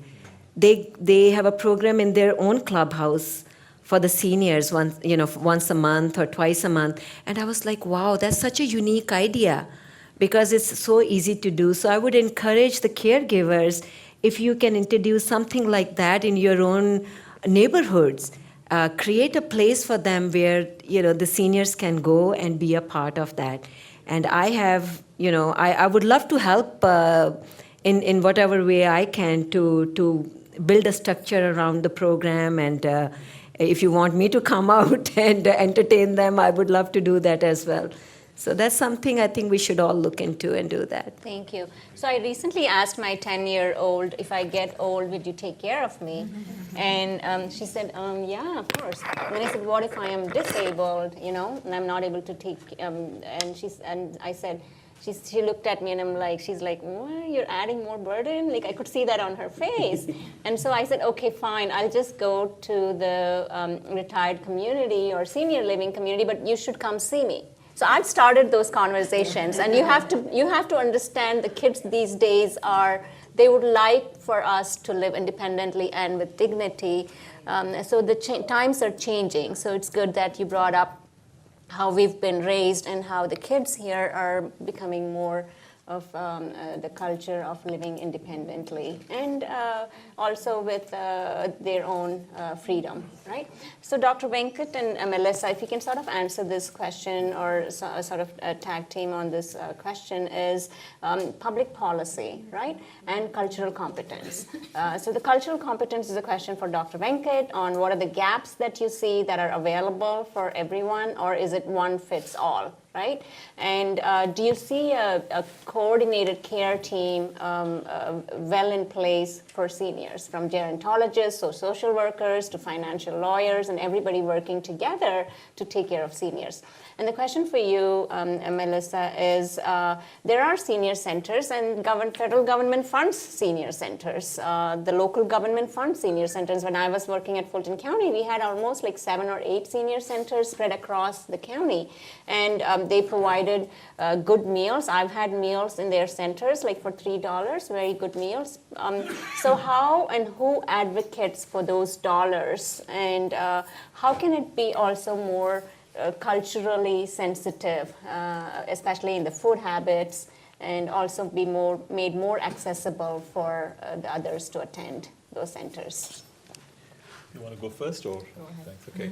I mean, firstly, again, I'll just let me think through this. I mean, basically, in terms of cultural competence, I think it applies across. I mean, you're talking about, we do live in a country which is multicultural. That's, it's a very diverse country. Yeah, there's all, even in Atlanta, every time you see it is an international city. So the question really is, are there some general principles and are there some specific culture-specific principles? I think at the general principles, as a society, we have to get more geared up for this whole phenomenon of aging. And this idea of opening up the conversation of death, I think, is extremely important. I think there are too many cultural inhibitions about that. And as you correctly pointed out, we've created a cultural norm where youth has become something that we can perennially hold on to. Ponce de Leon came here looking for the elixir of youth. That's how it all started. And I have a suspicion that every culture has its own mythology about youth. And I have a feeling, for example, in the South Asian community, dyeing one's hair black is probably a very strong mythology. So I think that element is very strongly there. Secondly, I just want to tell you that we are very hesitant about talking about death. We never hardly say somebody died. We come up with euphemism, somebody passed away or went to a better place. Well, why don't we accept the reality that somebody has died? We say somebody is born. Why don't we say somebody has died? I think that's the beginning of liberation, I believe. We spoke about the cost, and I think the healthcare cost in the country is going up dramatically. Soon we're not going to be able to afford it. And the majority of cost is actually end-of-life cost. And a lot of unnecessary things get done because people and families and relatives want to hold on to some, flimsy hope. And there are lawyers, There are lawyers who contribute to this problem. There are lawyers. So I think those are some of the cultural factors we need to start changing. How do we make death and dying friendly, number one, and an acceptable part of life? Secondly, how do we make aging a happy thing, a positive thing? How do we spend the last whatever years of our life in some other way, in giving to society, being active, being positive, because you are liberated. You no longer care about, so you can actually stir up things, become politically active, stir up things. You have nothing to lose. So you improve the world and leave a better world for your youngsters. I think those would be wonderful things to do. Now coming to... being given permission. I'm doing it. Why do you think? I live under tyranny all my life. So I think beyond that, when it comes to culture-specific things, again, this is a South Asian audience, and some issues you've already touched on, Poonam, is that immigrant communities, in one sense, immigrants are very healthy in one sense. That's why they're immigrants. There is, till a certain age, they have a healthy advantage until obesity and diabetes catches up. That really is where data suggests. The other really issue is immigrants have the cultural inhibitions of, you can't leave old people in a home, which is not right. You can't let them be independent. We have to protect them. So I think letting people, giving them independence while being protective, I think is important. We tend to say, like the Indian culture, for example, when an old person walks, you want to go and catch their hand. I think that should go, number one. I think those kind of things should change. And similarly, when it comes to things like, we want to feed people. We want to invite them home and say, why are you not eating? Why are you not eating more? I think those are cultural inhibitions that need to change, right? I was just going to say, remind people that there is samosas and doklas, but I'm going to... So these are some examples. So we have to examine. I think the way to think about it, we have to examine our culture and see what aspects of our culture is good to hold on to and what aspects of our culture we should let go. And I think that's true for several other cultures. And I think we also heard about, I think in a sense, when you really think about Indian philosophy in a sense offers a way out. It sees life and death as part of the cycle. So maybe that's the beginning of conversation. So those are some quick thoughts that I had in my mind. Very nice. And my final thought about coordinated care, I think team care is very important. It's not, when you think of health, it's not your doctors that give you health. It's your society that gives you health. It's your friends that give you health. It's your lifestyle that gives you health. It's your own mind that gives you your health. And it's public policy that gives you health. So it's all about a team. It's about, how do you construct those kind of teams around you? How do you coordinate your care better? I think that's what it is. Very nice, thank you. Melissa, who actually advocates for funding? Yeah, so I would say the good news is there's a lot of groups out there that are advocating for that type of funding. The bad news is there's still a lot of work to be done. Here in Georgia, we have groups like AARP, Georgia Watch. We have the area agencies on aging, the Coalition of Advocates for Georgia's Elderly, several groups, the Alzheimer's Association, that are, at the Capitol every day that they're in session and asking for increased funding for Alzheimer's research or, home and community-based services to help people stay in their homes as they age. But when you have a 40-day legislative session like we do here in Georgia, you're competing with a lot of different interests in a very short period of time. So, I always say, I've been a registered lobbyist now for, 20 years.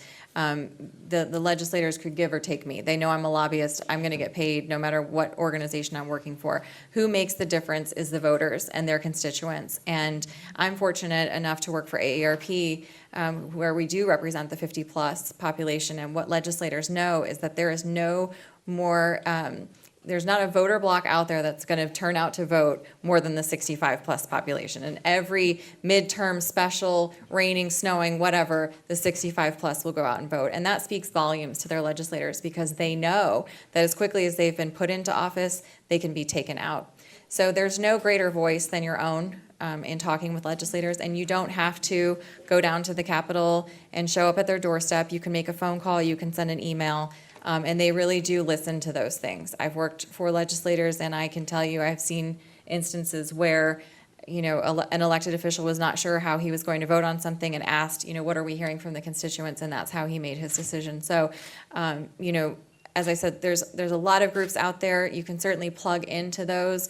We have hundreds of volunteers here in Georgia that we work with, and we have an advocacy team that does work to go to the Capitol, or they'll write a letter to the editor, and I'm always happy to welcome new volunteers. But you can do it on your own too. You can find a group within your community if you feel, that there aren't enough resources, like you mentioned about the centers and the programs. Start having those conversations at the local level with your mayors or your council members, and then work your way up. They're getting paid to serve you all, so their door should always be open to you. So yes, I'm so glad you brought that up. So politically, the voting group in the seniors is really very vital, because I think if the seniors alone voted, the candidate could win because of the percentage of population. Maybe the right candidate would have won. Thank you, Dr. Bank. Yes. I want to add to that the politicians are accessible. Renee Unterman is a great rep out here, and I've gone and just visited her. You don't have to wait till they're in session. You can just go visit them. And Rob Woodall's office is at the Justice and Administration Center in Gwinnett. It's easy to find. You go in there and visit with them. You don't have to drive to Washington. You can meet their staff. It's not something that is so distant away. But it's amazing how little people understand. I use their offices all the time to fix people's enrollment problems with Medicare, or if they've been treated unfairly on a decision. And they said, we can call a congressman about that? And I'm like, that's what they get paid to do. They get paid to serve the constituents. Exactly. Don't believe everything you hear in the news. They got really nice people that are there trying to help you. And especially if they know you're a citizen and you can vote. Absolutely. Right.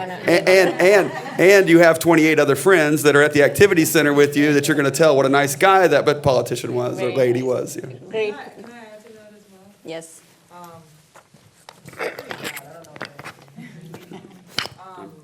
And the next question was also going to be for you about Medicaid. Okay. Yes.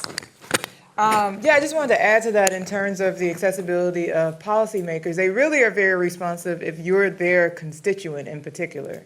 So you're in their district and so forth. But there are so many ways to actually access them. At Georgia Watch, we collect stories a lot from folks. Stories about surprise medical bills, stories about obscenely high energy bills, and sometimes we keep track of folks who give us those stories in order to sort of call upon them when a legislator is like, hey, I'd like to hear from some folks about some of their personal stories. Sometimes we, ask folks if it's okay if we put their stories in like a little one-pager handout that we can always kind of make available to the legislator. So there's lots of ways to actually have access to your legislators and actually make your voice heard. And it's very true, the senior population is probably the most powerful voting bloc, besides like black women and white women voters. I think those are the three most powerful voting blocs. But I also wanted to add one other thing about the point about sort of this inevitability of death and accepting that.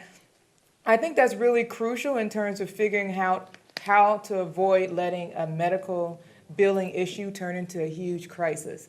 A lot of times, the main problem with medical bills and medical debt is that people feel like they just have no control over the situation. And I have this feeling that understanding this sort of inevitability of death and illness allows you to feel like, okay, when an illness comes up and a medical bill comes up, I have some control over this. It's not like this is a huge surprise.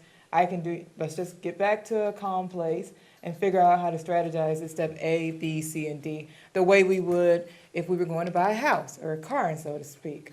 So one of the things that I'm always trying to impress upon folks whenever I give workshops on how to manage your medical bills and debt is that don't think about your medical bill as this sort of uncontrolled, like this thing that you just can't control, you have no choice but to pay it. Think of it the way you think of any other bill that you are willing to negotiate. You're usually willing to negotiate a lot of other bills that you encounter in your life, you know. But with a medical bill, we just think, oh, I can't do anything about it, it's, you know. And as a result, we have found, and all the studies show, that medical bills become the #1 reason that people end up filing for bankruptcy. They just look at it as I have no control. So I just wanted to like sort of add on to that. I really believe that inevitability of death is kind of really important in terms of getting you to a place where you feel like you have some control when these things crop up. Very nice, thank you. So you're saying there is help available, especially when people Yeah. have this huge bill Yeah. on their table. So thank you. So we have time for quick 30 seconds each question, or I'll ask one question to one panel if you can answer that. Who actually uses Medicaid? Because I think there's this wrong misconception. Yes. So lower income individuals, there's a very strict, narrow income eligibility guidelines for Medicaid. I think a lot of us confuse Medicaid with Medicare. I don't think there's a lot of clarity there. But yes, Medicaid is very income-based, and lower income individuals use it. It's also often used for folks who are severely disabled and unable to work, and therefore their income is restricted, so to speak. So- Unfortunately, there's a lot of horribleness going on in the world of Medicaid right now, with a lot of states trying to add work requirements for Medicaid, which kind of defeats the purpose of Medicaid. So the senior population, if they've resourced out their personal income and the Medicare is not enough for their nursing care or for their daily living, can apply for Medicaid. Yes, if Okay. they're Is income the eligible. And many seniors are, just because they're on fixed incomes a lot of times, Sure. which is generally pretty low. Sure, and Or anybody who has not worked in this country for 40 quarters, okay. they can apply for Yeah. Medicaid. Okay, sounds good. So the next couple of or 3 questions before we go to our final thoughts, I want to make sure the testimonials have their time. If you can answer quickly, 30 seconds, and the ones whom I ask. So Pamela, tell us about this misconception about sexual activity and seniors. There is this misconception that as you age, there is no such activity, but we do hear about these pharmaceutical industries for drugs that help with sexual performance. Actually, really, their vitality is huge. So is that a misconception or is that the truth? That is a total misconception. And one of the things that people are very surprised at is that even in senior living communities, there is sex going on. And it's not always between married partners. And so a lot of what people believe is that once someone gets older, that they're no longer interested. Or even once someone has a cognitive impairment such as dementia, they're no longer interested. And that isn't always the case. And especially, like I mentioned before, about not being able to share a bed any longer. Well, a lot of people will say, well, you know, what does it really matter? Well, there is that intimacy. And so as people age, there is more intimacy to the sex. And so we really have to look at it in that way. It is that need for intimacy that people are seeking. Very nice. So, Anne, if you can tell us a little bit about health literacy. How important is health literacy, or I've heard like 9 in 10 people have a hard time, especially the seniors have a hard time reading their prescribed medication and how to take it. Is that really true, 9 in 10, or is that the huge Yes, percentage? I think health literacy is very important. You need to advocate for yourself, or you need to have someone that you trust helping you with that. And medication, not properly taking your medication is one of the huge things. And people like CVS, the different drug chains, as well as the Centers for Medicare and Medicaid, have big analytics programs to catch people who are not properly reordering their medication. And you know, pharmacists are now reaching out to say, if you're not getting your medications properly, a lot of times seniors will half their medication. And they'll think that, you know, I can't really afford this, so I'll take half a dose or a dose every other day. And there are a lot of programs for getting medications from the drug companies when you're a senior if you can't afford medications. So I think making sure that you understand what the medications are doing and that you're properly taking medications is critically important. And it's important to reach out if people are having trouble affording medications, to reach out to one of these programs that will help fund them. Very nice. Who can answer this question on technology and seniors? I think there's a paradox with technology and youth and youngsters nowadays, but is that the same paradox that works with the seniors? Is it good or is it bad? I'm working on a technology project called Medicare Pathfinder at Georgia Tech's Advanced Technology Development Center to try to make these things easier for the seniors to use it on a tablet to be able to help make their healthcare decisions and how to access their benefits. We're seeing a huge amount of the caregiving children, though. Now you think, okay, we've got a 50-year-old that has a mother that's 75, a father and mother that they're taking care of. Well, a lot of times it's the caregiving children that are interacting with the technology. So we're seeing the new seniors coming in that are 65. They've been dealing with computers for their adult lives. And I'm just not seeing anybody that's 85 and up really delving too much into the technologies. But there's a huge push to use the supercomputing and data analytics and predictive health analysis, which is, you know, what does it mean today if you do this in 10 years from now?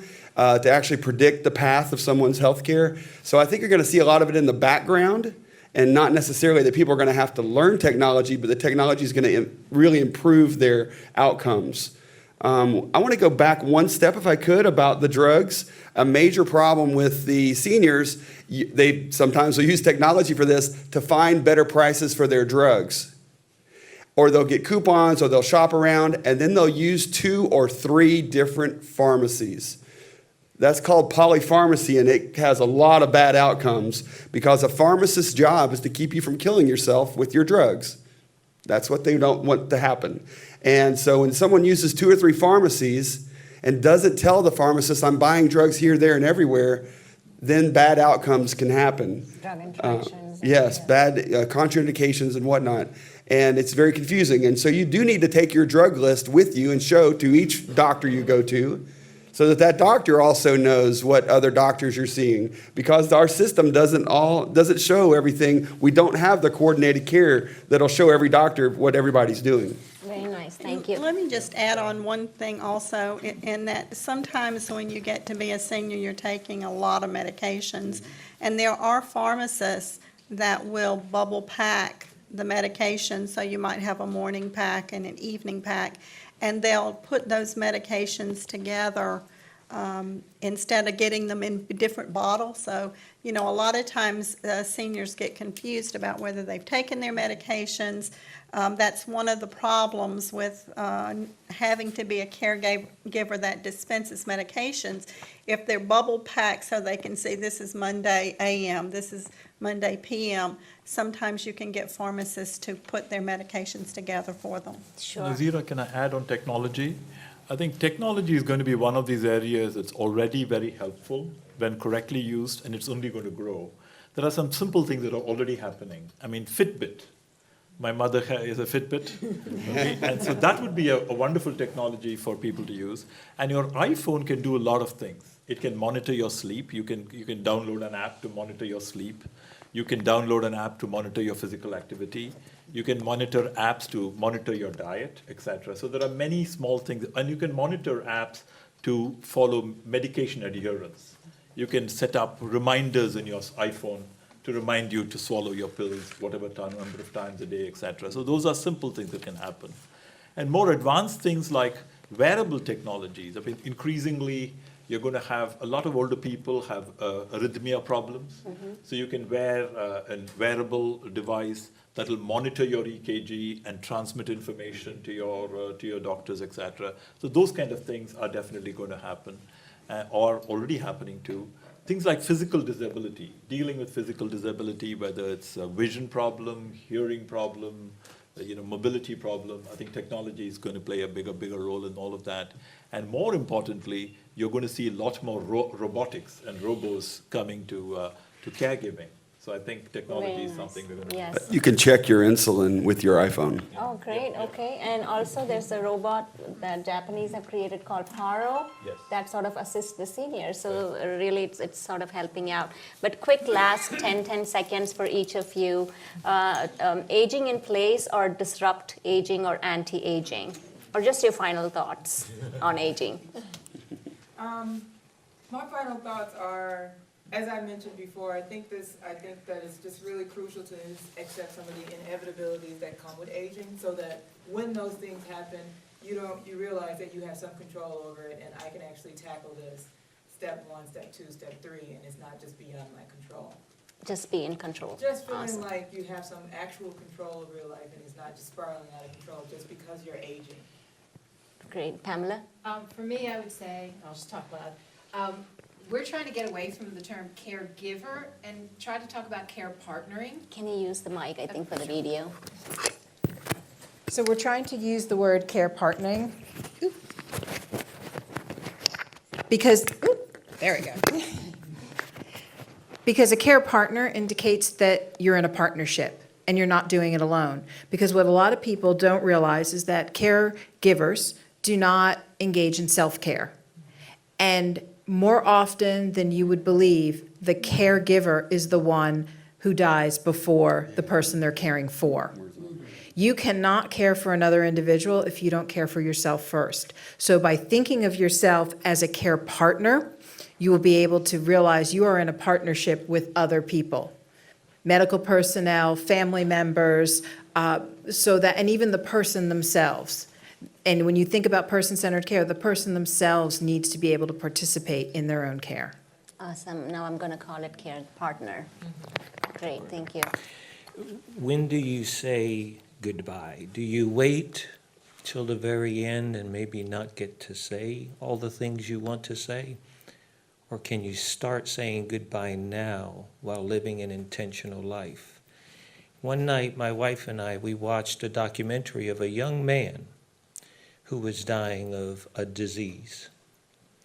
And this man eventually died. Long story short, it was nighttime. I was with my beloved, and we asked each other a question. Babe, how do you think you're going to die? And she was kind enough to share with me what her fears and her thoughts and perhaps her predictions. And I shared with her what I thought I might die of. And it brought us closer. So when do we say goodbye? There are really studies, and there's also practices where people are learning to even write a goodbye letter while they have the chance.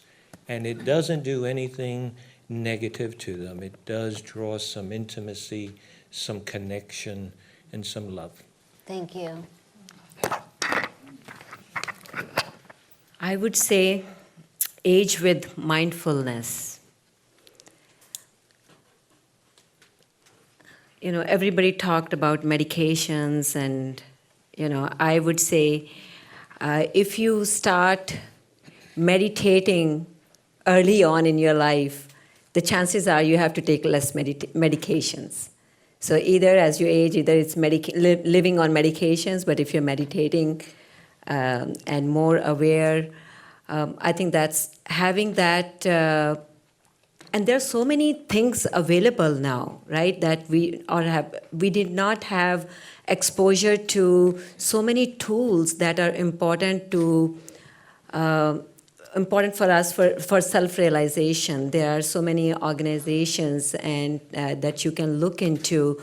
They teach you the tools that you can, through your breath, how you can manage your mind and body.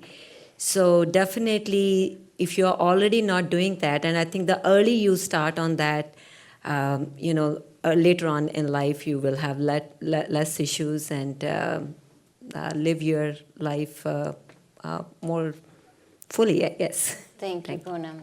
Great message. Yes, I think you're more likely to get what you plan for. So I know we talked about planning for death, and that's certainly very important. And I think, a lot of times with Alzheimer's, people don't really have those discussions about what Alzheimer's means to different members of the family, and just planning out. First of all, if you're healthy and you need to plan your own health program and retirement, but if you've got someone who has a chronic disease, there needs to be a plan. And I think that puts everybody's mind at ease if you have a plan. Sometimes it's very anxiety causing to get family members together to talk about it, but it is very much stress relieving once you've got a plan. So that's important. Great. Melissa. Well, I would say the CEO of AARP wrote a book by the title of Disrupt Aging, so I would be remiss if I did not certainly agree with that statement. But, I think one of the benefits that I have of working with 50-plus adults and in their roles as volunteers, and most of them are actually still working, is that what I see is, 75 can look very different from one person to the next. And I think so much of that is due to how you live your life and what a lot of people have said today. The physical activity, the emotional stability, the lack of isolation and the emotional, that you're continuing to have friendships and relationships throughout your life. I think it's just a huge component of aging well. And, we hear from people all the time that have said, I'm putting off my retirement because I just, I feel young, I still want to work, and that's great, and that helps a lot of people, but at the same time, take advantage of the time that you have. You never know how quickly that could be taken away. We've had great volunteers who are one day at the Capitol, the next day, have had a stroke and lost their ability to speak. So, take advantage of what you have and the ones that you have in your life. It's easier said than done. Thank you, Melissa. Again, as a scientist, one of my big curiosities is to understand what aging is. I mean, we probably don't know what it is. But one thing that is very clear is a 70 or 80-year-old today is a lot healthier than a 50 or 60-year-old 40 years ago. So we are making huge advances already. So in that context, on the one hand, we need to continue to understand what aging is and how do we help people both add years and add quality of years. That's number one. But secondly, in the meanwhile, I agree. I think what is really important is to wake up every day believing it might be your last day, but living that day like you're going to live forever. I think we have to have that ability to deal with that paradox. Very nice. Thank you, Patty. Well, I feel like a broken record, but my advice is always to plan ahead. So it's a great idea to have an aging care plan. And if your family's here tonight, then just ask them to sit down with you and discuss what is your plan for aging. Definitely, because I think we need to know their values in order to make decisions for them when they don't have the capacity to make decisions. Exactly. Very nice. So as one of the main things that I hear constantly is people will say to me, I didn't know there was a service like yours. I was also president of the Gwinnett Council for Seniors, which is a council on aging office in Gwinnett. And people would come in and say, I didn't know there was services like these. I didn't know. They're out there. All of these services are available. You just need to Google it. We have the greatest power ever to find things, and yet people will say, I didn't know. It's just like when I was a kid. My family was the only family in Georgia with the name of Nab. And my friends would say, I didn't have your phone number. And I'm like, really? You didn't look in the phone book? Because I was the only one. Now, no, it's okay. But the point is that the services are there. They really are there, and people just don't go and look like they should. Great. There's tremendous amounts. Yes, so there are resources and help available through the panelists here and much beyond if we look for it. But we're going to take it, and thank you so much again. We're not done yet. We have a 5 minutes break, and then we do have 3 testimonials from 3 persons whose names are there. Lakshmi Rao and Kirk Kennedy and Naveen Gurnane. I'll just ask them quick 2 questions or 3 questions, and they'll describe from their life experience of what it is that's about life. But if we can grab samosas and dhoklas, it's sort of balanced because one is fried, one is not, one is baked, right? And then you have tea. So please go ahead, 5-minute quick, and then we'll return. And then for Q&A right after that, right after the 10-minute testimonials. Thank you. So we're gathering back for the testimonials, which is for 10 minutes, and then we have the Q&A session right after the testimonials. So we have Naveen Gurnane. Thank you so much. He's also a singer and an actor and wears multiple hats, a community advocate, and a very good soul indeed. So thank you, Naveen, for being here. And then we have Lakshmi Rao, a singer as well, and a professor at university, and also wears several hats and a community voice indeed that people really respect. And we have Kirk Kennedy, whom I know from past 2 years. And Kirk, thank you for being here. A huge Johns Creek community advocate, and also sits on a couple of boards to advocate for community citizens' well-being. So my question to 3 of you, let me start with you, Kirk. What is that you have learned over the past, in the course of life, that you think you could have changed a different direction or a different decision when you were 20? So basically, what have you learned now that you didn't know when you were 20? If you can hold on to the mic so our recording session is... Well, you know, I'm 72 years old, and we're talking about looking back at 20. At 20, I was active duty military, and of course, my life was quite a bit different then. But one thing that I have learned in the 50-some odd years is I've learned to pace myself and to be more patient with people. I mean, people have always disappointed me. Maybe my expectations for people was a little bit too high. But I've learned to be a little bit more patient with people, and it's done well for me, especially as I age and having to see my parents age and grandmother go through Alzheimer's and dementia, and it does well for you to kind of sit back and take things a little bit slower, especially with dealing with people, especially elderly. So your patience and tolerance level has increased. Absolutely. Is it tolerance or acceptance level? Probably a little bit of both. In the case of behavior problems that happens with elderly people with dementia, yeah, you have to be a little bit patient because they don't make sense and they do things that, you know, it's just, you have to watch them. Some of them go through the violent stage with their Alzheimer's and dementia, and you have to be a little bit patient, and they say things that, you know, that may offend you. So you have to learn a little bit of patience, a little bit of tolerance in order to work through that. It's a tough job. Thank you so much, Kirk. Lakshmi, what about you? Speak on the mic. This one. Oh, okay. Well, I've heard so much today, and thank you, Nazira, for inviting me because I was really ill-informed before. I was like, gosh, how old is old? And I'm like, no, it's a mindset.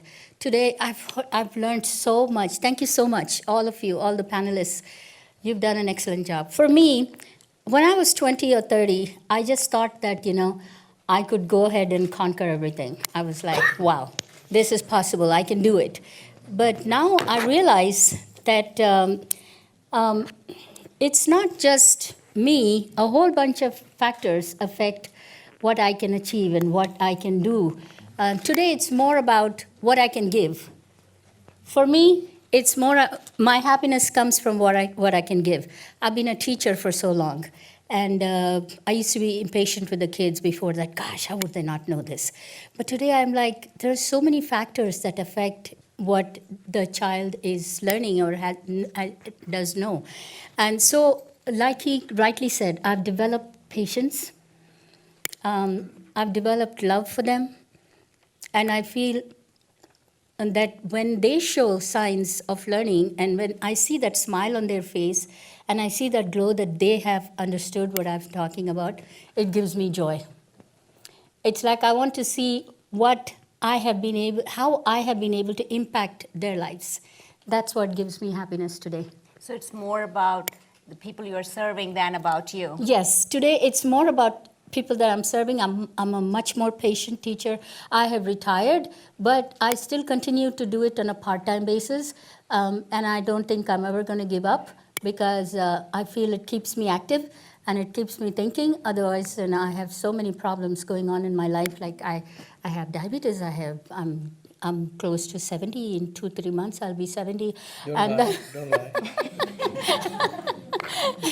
And then, but I feel so good. I would like to mention Mrs. Raj Razdan. She does programs for the senior citizens, and I feel great when I'm a part of it, and when I sing for these programs that she holds for senior citizens for entertainment. To be a part of it, I love it. I love it because I see that, because I'm a senior myself, and for me to be able to do it for them gives me a lot of happiness. Very nice. Yes, and I would continue to do whatever I can to serve seniors and myself, of course, and learn in the process, because it is both of us learning. A teamwork, like she said, it's not a caregiver anymore, it's a care partner. So this has been a very enlightening session for me. Naveen, thank you so much, Lakshmi ji. Naveen, has there been any turning points in your life that has changed the course of your life and your thinking and your dreams? There actually have. I've been a sort of a high-strung individual all my life, and when you asked the question earlier, what have you learned? I'd say most of what I've learned late in life, right? Yeah. When you're 40, you're 50, you're sort of running, you're prioritizing differently. And what I have learned in recent years, perhaps the last maybe 5-7 years, is that the things that give you joy are the ones that absolutely need to be prioritized. And you can. I'm a living example. I'm not I'm not own personal jets and yachts, but I have enough. This question of when do you slow down? When do you say, okay, enough is enough? There's plenty. It's plenty. It's a mindset. I used to have an employee in India. He ran many businesses for me. And anytime I asked him the question, Rupinder Singh is his name. He's a wonderful, wonderful human being. So, Rupinder, what will your engagement cost me? What do you want me to pay you? He said, sir, it's customary for people in India to call you sir all the time, right? He said, sir, just enough. And when I was younger, I thought it was a bit ridiculous that he wouldn't ever come out with a number. But really, much later in life, I did learn that really enough is enough. And you define what enough is. And when you come to that point, then you can truly, in your head, decide to do things that give you absolute joy. And I can point to at least one person sitting here. I've had this conversation with Poonam Datta, right? Poonam had a very successful experience in the corporate world. And like myself, I had a pretty successful experience in corporate America as well. And at some point, you say, does this truly give me joy? What are the things that give me joy? And so what I have learned in recent years is I'm going to modulate my expectations and then truly focus on things that give me joy. And one of the things that gives me true joy, and I think Lakshmi said it already, is giving to the best of our ability, whatever it is. All the panelists that came here today, I suspect were not written a big check by Nazira, right? They're all here because they have a passion for giving.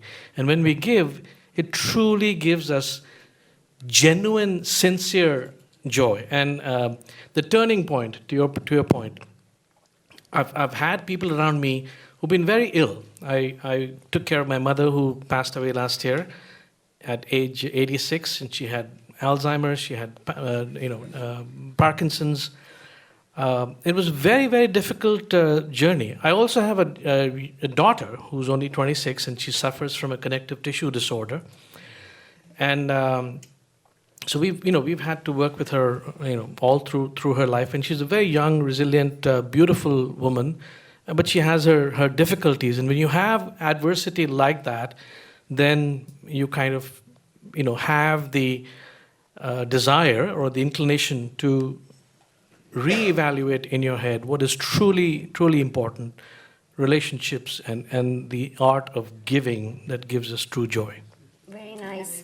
The final question I have for three of you is, what is the secret to a happy marriage? But it doesn't have to be just marriage, in any successful or a close relationship. I think Almost 50 years, and I'm kind of reflecting back on the things that have kind of held this relationship together, the ups and downs and everything. And probably the biggest thing is that we've always had common goals. And we planned and we worked together, and we raised our children together. And the benefit now is that we're seeing our grandchildren coming along, and that's an interesting thing to watch now. But the biggest part that holds whole relationships together is that forgiveness. Yeah. Honesty about how you feel, because people grow at different rates. And sometimes you got to take a little bit of time to wait for somebody to catch up, because people grow faster. Some people, unfortunately, don't grow at all. That maturity sometimes escapes people and becomes more profound later in life. I've got a brother who's we're what they refer to as Irish twins. For 1 week, we're the same age. But his experience has been with Vietnam, war, PTSD, heart condition, you name it. And he wants to divorce his wife now because they don't get along. I said, gee whiz, it's mind-boggling to me. You've been together that long. And I said, well, okay, you can work with that, getting your separation and all that sort of stuff. But, I told him the first thing that's going to happen when you go to see a divorce attorney, they're going to ask you about reconciliation. Are you willing to do that? And he says something, well, you're going to miss somebody. I don't care how bad the situation is. At this point, you're going to miss that person. So there you go back and forth. I'm not totally optimistic that he's ever go through with it. He's talking about it now, but I think when it comes down to it, I don't think he's going to go through it. So, the net of it all is that there's trust, and there's learning how to trust, and there's forgiveness, because we do some incredible things in a relationship, and you got to be willing to stand up and say, I was wrong, or and really say forgiveness is in order, and really mean it, and don't go back to it again. It's easy to say, oh, forgive me, or I've made a mistake, but it doesn't work when you go back and do the same thing over and over again. Very nice. Thank you, Kirk. So, Kirk, I know you said some people mature very slowly. I just celebrated my 18th birthday last year. Great job. Go ahead, Lakshmi. Well, I think the most important aspect of a happy marriage is tolerance, because we are all so different. And then sometimes you do not like what the other person, your partner, is doing. But you have to be tolerant. And because, like he said, we age differently and we grow differently in our minds, and we think differently. I wish I was more tolerant. I do miss my husband. My husband passed away some time back. But today when I look back, I think forgiveness, tolerance is the most important thing. Naveen.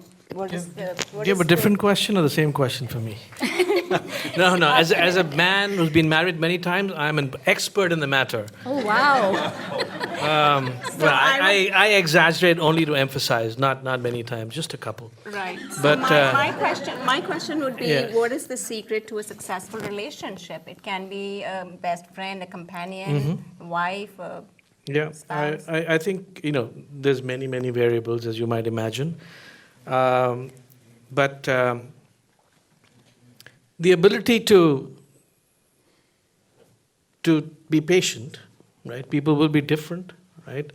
The common goals you mentioned, right? All those things are important. I feel like I'm on very slippery ground here. I'm no expert in the matter. So I actually, if I can hijack my time, I came with a certain intent. And I heard with great interest how so many of you spoke about how to handle and navigate old age, right? The different problems and resources available and so on and so forth. What I have learned through the journey that I walked with my mother for a good 3 years, and as I've seen some other people too, I'm still educating myself about this, and I'm putting this out there, and I'm going to be more vocal about this as time goes by. I would be delighted to partner and provide some resources to individuals or organizations that are willing to further the cause of choosing a dignified exit. If you live in a bed and you're unable to raise your hand to feed yourself, right, and somebody has to clean you 5 times a day, then whether or not I have a terminal illness, I take good care of myself, but I suspect that, and I'm almost 60 now, but I suspect in another 10, 15 years, genetics will get the better of my healthy lifestyle. And who knows how I might find myself just looking at how I saw my mother. I want to be able to have a fun funeral, right? Bring in people from all over the world, have a big, great party, and say goodbye and choose a dignified exit, right? You can do that in about 5 or 6 states in the US, only if you have a terminal illness. And then who exactly certifies that it's a terminal illness? And we live in a predominantly Christian country, and there's all kinds of cross currents with religious sentiments, etc. That's very difficult to do. But I want to choose when to exit. I understand that there needs to be some processes and procedures put into place. But I instead of talking about how unsuccessful I was with marriages, I'd rather put this item out as an agenda and say anybody who's interested in talking more about this and partnering with me, I am absolutely in. I think we'll be doing a lot of people very good service. You should definitely talk with Kevin Quillis, who's here, about partnering in such services. So thank you, Naveen, for your honest response. And May I ask Naveen a question, Naveen? Yeah, sure. I thought you just said that you decide when you want to exit, right? Yeah. How is that possible? How is it possible? It's very You simple. decide when It's very you want simple. to exit? It's very simple, actually. If I want to live a life full of joy, right? If there is no joy in my heart, and right now there's plenty of joy in my heart, so don't try to kill me now, I'll resist, right? But if I come to a point where I just see no point, I saw my mother waking up every morning for the last 2 years of her life, decidedly upset with the fact that she was going to be alive for today and tomorrow and the day after. And she was saying, why can't I go? I want to go.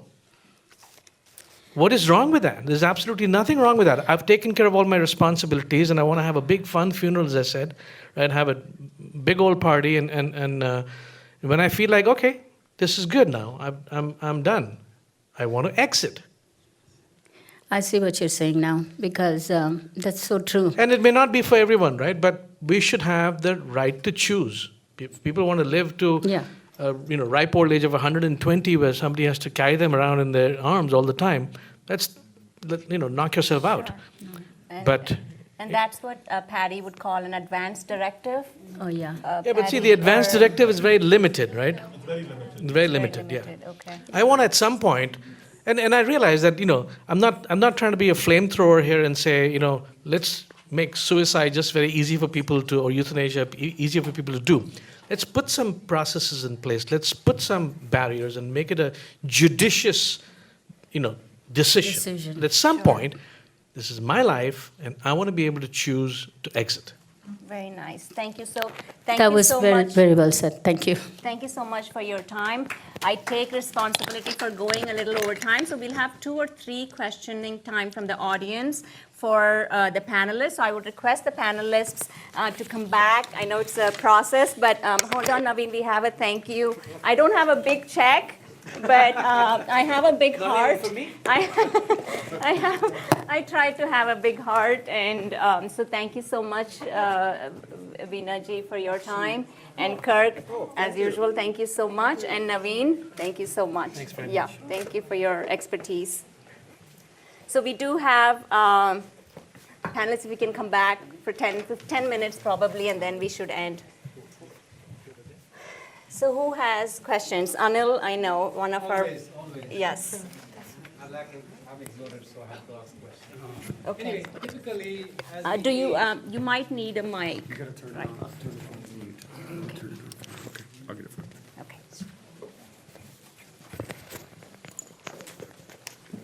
So Anil Bhargav, work in progress. So as we age, lose our hair and this and that, the conversation typically goes, what do you do? And for a moment or 2 or 3, I don't say I'm retired. There is a negative connotation in my mind. It might as well be retarded or whatever else. I'd rather say I'm retarded, which I am. So can this conversation take a different twist? What do you do?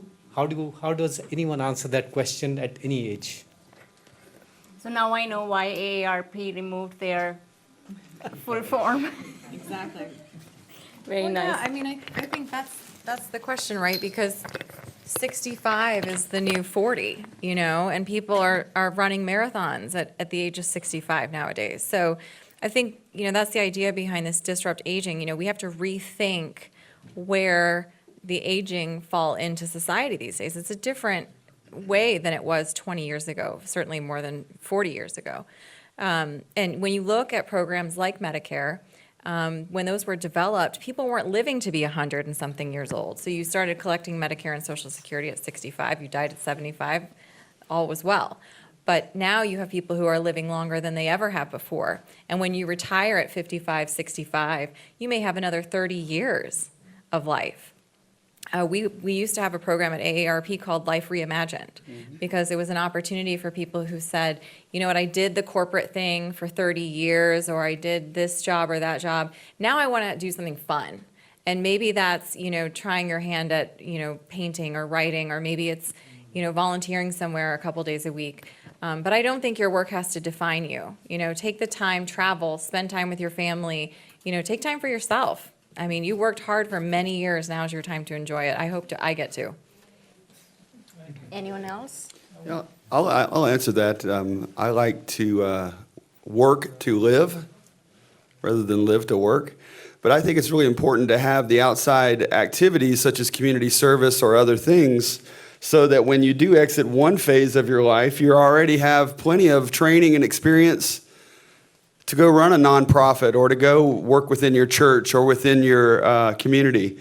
If a lot of people that I help in my industry, to help them exit from the insurance industry, they say, well, I just don't know what I'm going to do. And I say, well, I can't help you to have better hobbies. You really need to develop that yourself and get better hobbies and better interests in order to be able to grow. Okay, go ahead, Pam. Pamela, and then One of the Kevin. things I will say is that, use this one. One of the things that I will say is that I know in the state of Georgia, you can take college courses after a certain age. I think it's 65. And at a state school for free. So for me, I decided at the ripe old age of 48 that I was going to go back to school, and I was going to get a master's degree, and I was going to get the master's degree in counseling. And they said, oh, we also have this other master's degree in gerontology, and it's online. I said, okay, I'll get that one too. So I said, if I'm going to be in school, I might as well get both of them at the same time.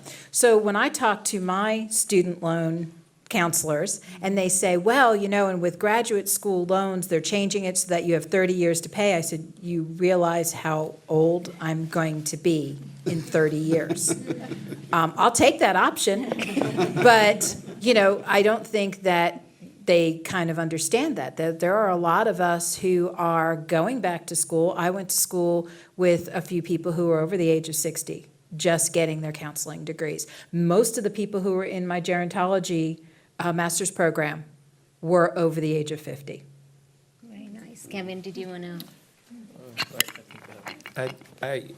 If I was to get together with you, I would honor you and I would respect you. But I would be very blunt. I do believe we have to be very realistic within the context of aging, illness, and dying. And so I do believe in how do you work with depression and anxiety as we age, as we grow older, and we increase our limitations, and we increase in pain and what have you. And I think it's important to be very realistic with that. That is part of the aging process. But I think of it in terms of living realistically, living within the context. And I think that's a very important piece, because I love your question, keeping the perspective. It's always a slippery road, because I've seen it happen in the professional field as well as in the community. When we start talking about positive and start talking about how we can look at things differently, it almost gets close to almost sounding a little unrealistic. And the fact is, I tell people, do you remember Jack LaLanne, the gentleman? Okay. I told people there was only one Jack LaLanne.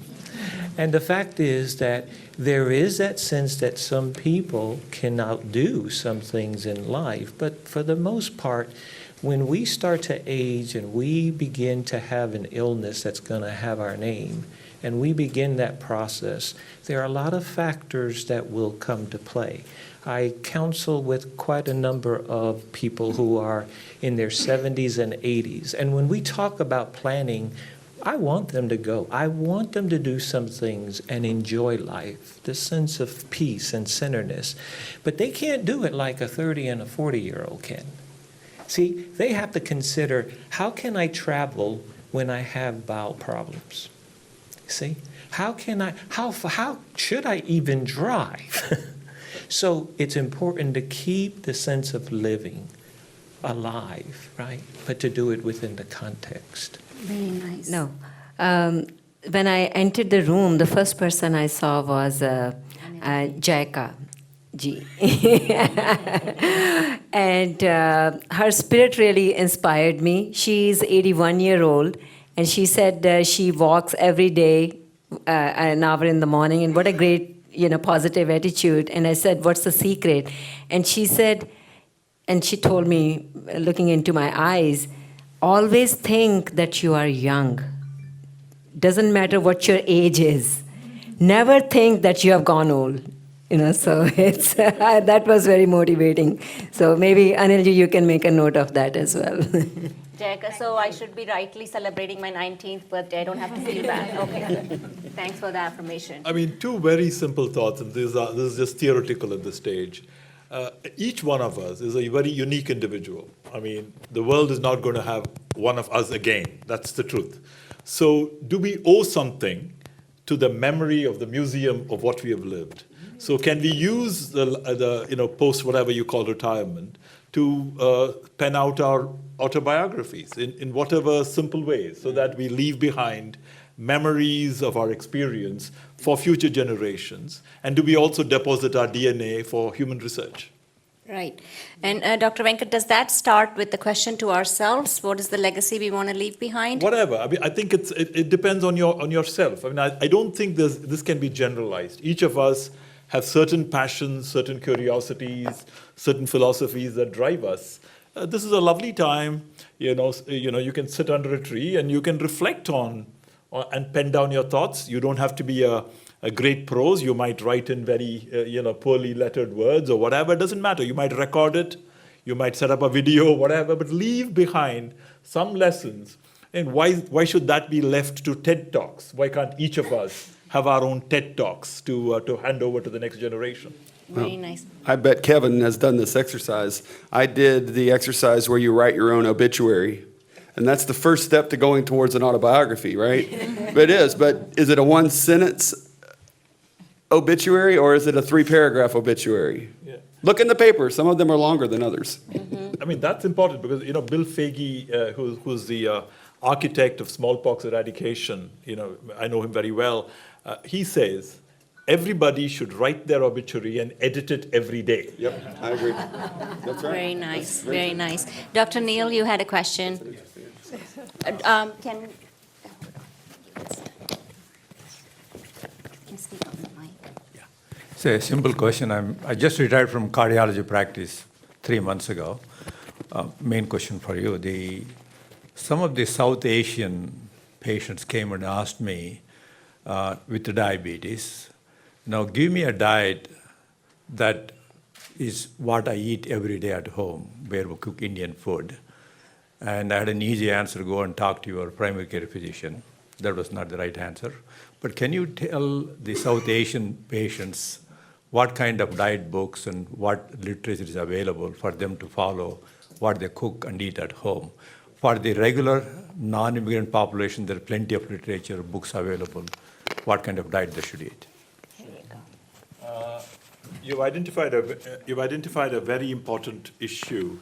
The American Diabetes Association, there was a person by name Carmeen Kulkarni. She was a nutritionist. She is a nutritionist. She actually started this project in terms of writing a cookbook for South Asians. Dr. Venkat, sorry. A cookbook for South Asians, and that is available through the American Diabetes Association. And the American Heart Association also has a project on this topic. If you search under the name of Carmeen Kulkarni, she lives in Salt Lake City, you will find that. But there are some simpler guides too. Like, for example, there is no reason we can continue to eat our food, but we can cook them differently. I mean, for example, if you thought of most of our calories come from one or two sources. I mean, if it is rice, you could slowly shift it to brown rice. I mean, that lowers the calories.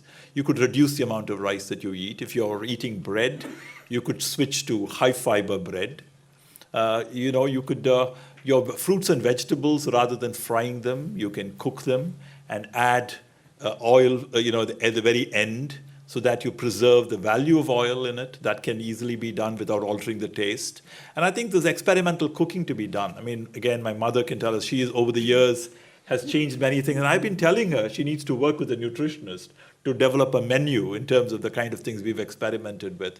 We are very low in protein. Our diets are very low in protein, and particularly vegetarians. So there are ways of increasing protein, like, for example, more of pulses, more of tofu, more of quinoa, more of edamame beans, etc. So it's a matter of altering it slowly over time. So this is a very important thing that can be done. Thank you. So it's still a work in progress in getting to the right, and you're saying sort of moderation. Yeah, and I think it's a matter of the idea that food has to be unhealthy to be tasty is not true.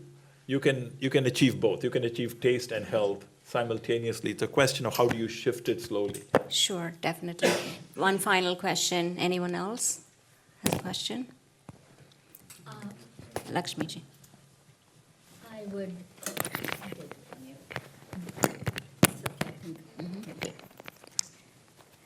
I was just sharing with Mr.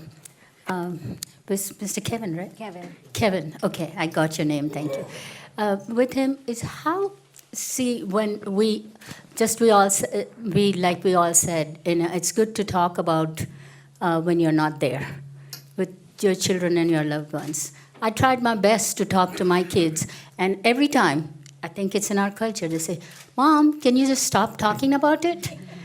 They'll say, why are you talking about it? Just forget it. So he suggested the spiritual care to elderly and dying loved ones. I got the book. I think you should all too. So I'm looking forward to reading it to them or giving it to them. So could you tell us how to kind of deal with that? How to get your children to accept that you're not going to be there one day? Yeah, I dealt quite a bit of that with hospice, and I dealt with a variety of different races, religions, and cultures. And what I found is basically there's a lot of similarities as well when it comes to this issue. The one thing that I like to do is, what I often found is that it's important to be able to, we understand that there's going to be resistance somewhere. I have a couples workshop that I do, and it's very, very hard to get couples to go because one is willing, but the other one doesn't want to. And it's the same with families. There's this sense of, don't talk that way, Mom. That's not good. That's not positive. And so it is important to utilize resources, whether that's counseling resources or some of the sources in the community, because it is important. You can't do it alone at times, and it takes for someone to gather the group together and break the ice slowly. Because when you think about it, talking about death is something we want to befriend, but you have to admit that there is a degree of anxiety that goes along with it. And it isn't so much about getting over the anxiety as much as it is befriending it. And when families, whether it's sons or daughters or partners or spouses, when they begin to see that something good can come out of that conversation, they may think a little differently. Let them know, I'm not here to scare you, but there is something very, very, very deep on my mind, and I think it's important for me to share it with you. Can I have a little time? You may have reasons why I shouldn't say what I'm about to say, but I want to talk to you because this is part of life. And let them know and see if that kind of helps a little bit. Thank you so much, Kevin. So there's a workshop that he does offer that can be. So I finally do want to, one question, and then before thanking the panelists, a cricket umpire holds both arms straight to indicate what? Sixer. You got it. You got it. So you get 2 prizes for me. So again, I want to thank the panelists. Naveen, you're right. I didn't offer a fat check to them or a check at all, but just shows that being here on a Saturday evening and sharing your knowledge and expertise on how we can all age healthily, right? Or not age and stay young in mind. As they say, he's acting like a 16 and he's 60. And it's okay. It's okay. Find your passion and continue to live and find the joy and communicate. Don't be socially isolated. Find the passion that you have, and let's all continue to live healthily and age healthily, and don't lose hope. We have resources. You just heard hundreds of resources right today, and it's okay to feel sad, to feel happy, to feel joy, or not to feel anything sometimes, and that's fine. So I would finally like to thank you with mementos, and I would like to ask Mr. Bakshi to come up to hand a gift to Keith.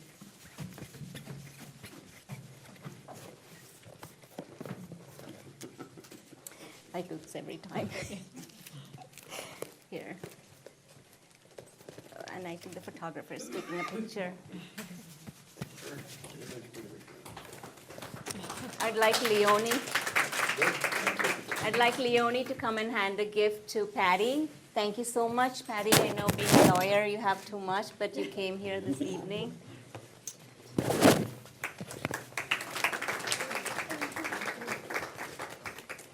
I'd like Deepa to come. I do this every time. Please. Thank you, Mr. Venkat.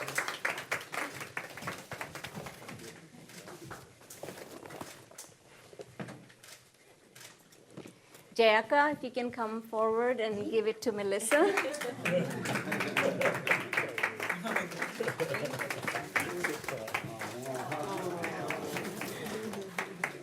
Mr. Thurani, if he can come forward and give it to Anne.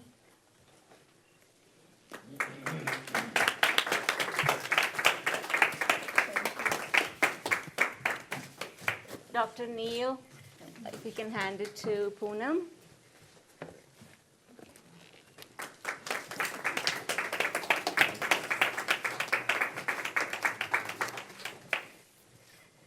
We have Mustafa Ji, if he can come forward to give it. Yes, I was going to call him next. Please come, Ji. And then next is Mustafa Ji. Great.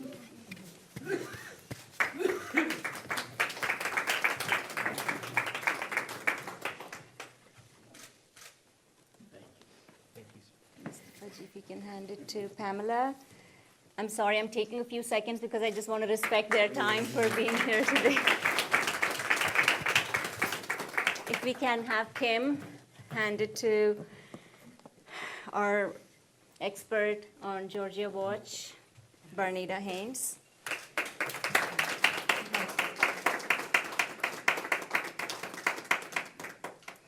So thank you again. Please know that they have also volunteered. I'm putting you all on spot they can reach you at any time with any questions, mostly by email first, and have any questions, and visit your daycare at some point, Seva Adult Daycare, and have any questions on Alzheimer's or dementia. We have the experts on chronic disease prevention. I can think of no one else than Dr. Venkat, and Patty, of course, can help with any elder care law issues, and anything on Medicare, I can bet you Keith is going to help us. So thank you so much again. Grab some more snacks, and probably then we'll leave in a few minutes. But thank you again for coming. Our next session is on March 31st, and if you can see, the title is From Cradle to Cane. What is from hindsight to insight to foresight to oversight? What is it that we don't have to miss? Go ahead, Geeta. This is not a question but an invitation. Sadhu Vaswani Center will be celebrating 100th year of Dada J.P. Vaswani, who still works full time, and we're doing it at the Carter Center, and you will receive the invitation. So let's end it with life can be good when you're always giving. Very nice, thank you. And thank you to the volunteers and TV Asia and our videographer and photographers for being here and keeping a record of today's meeting. Thank you so much. Thank you.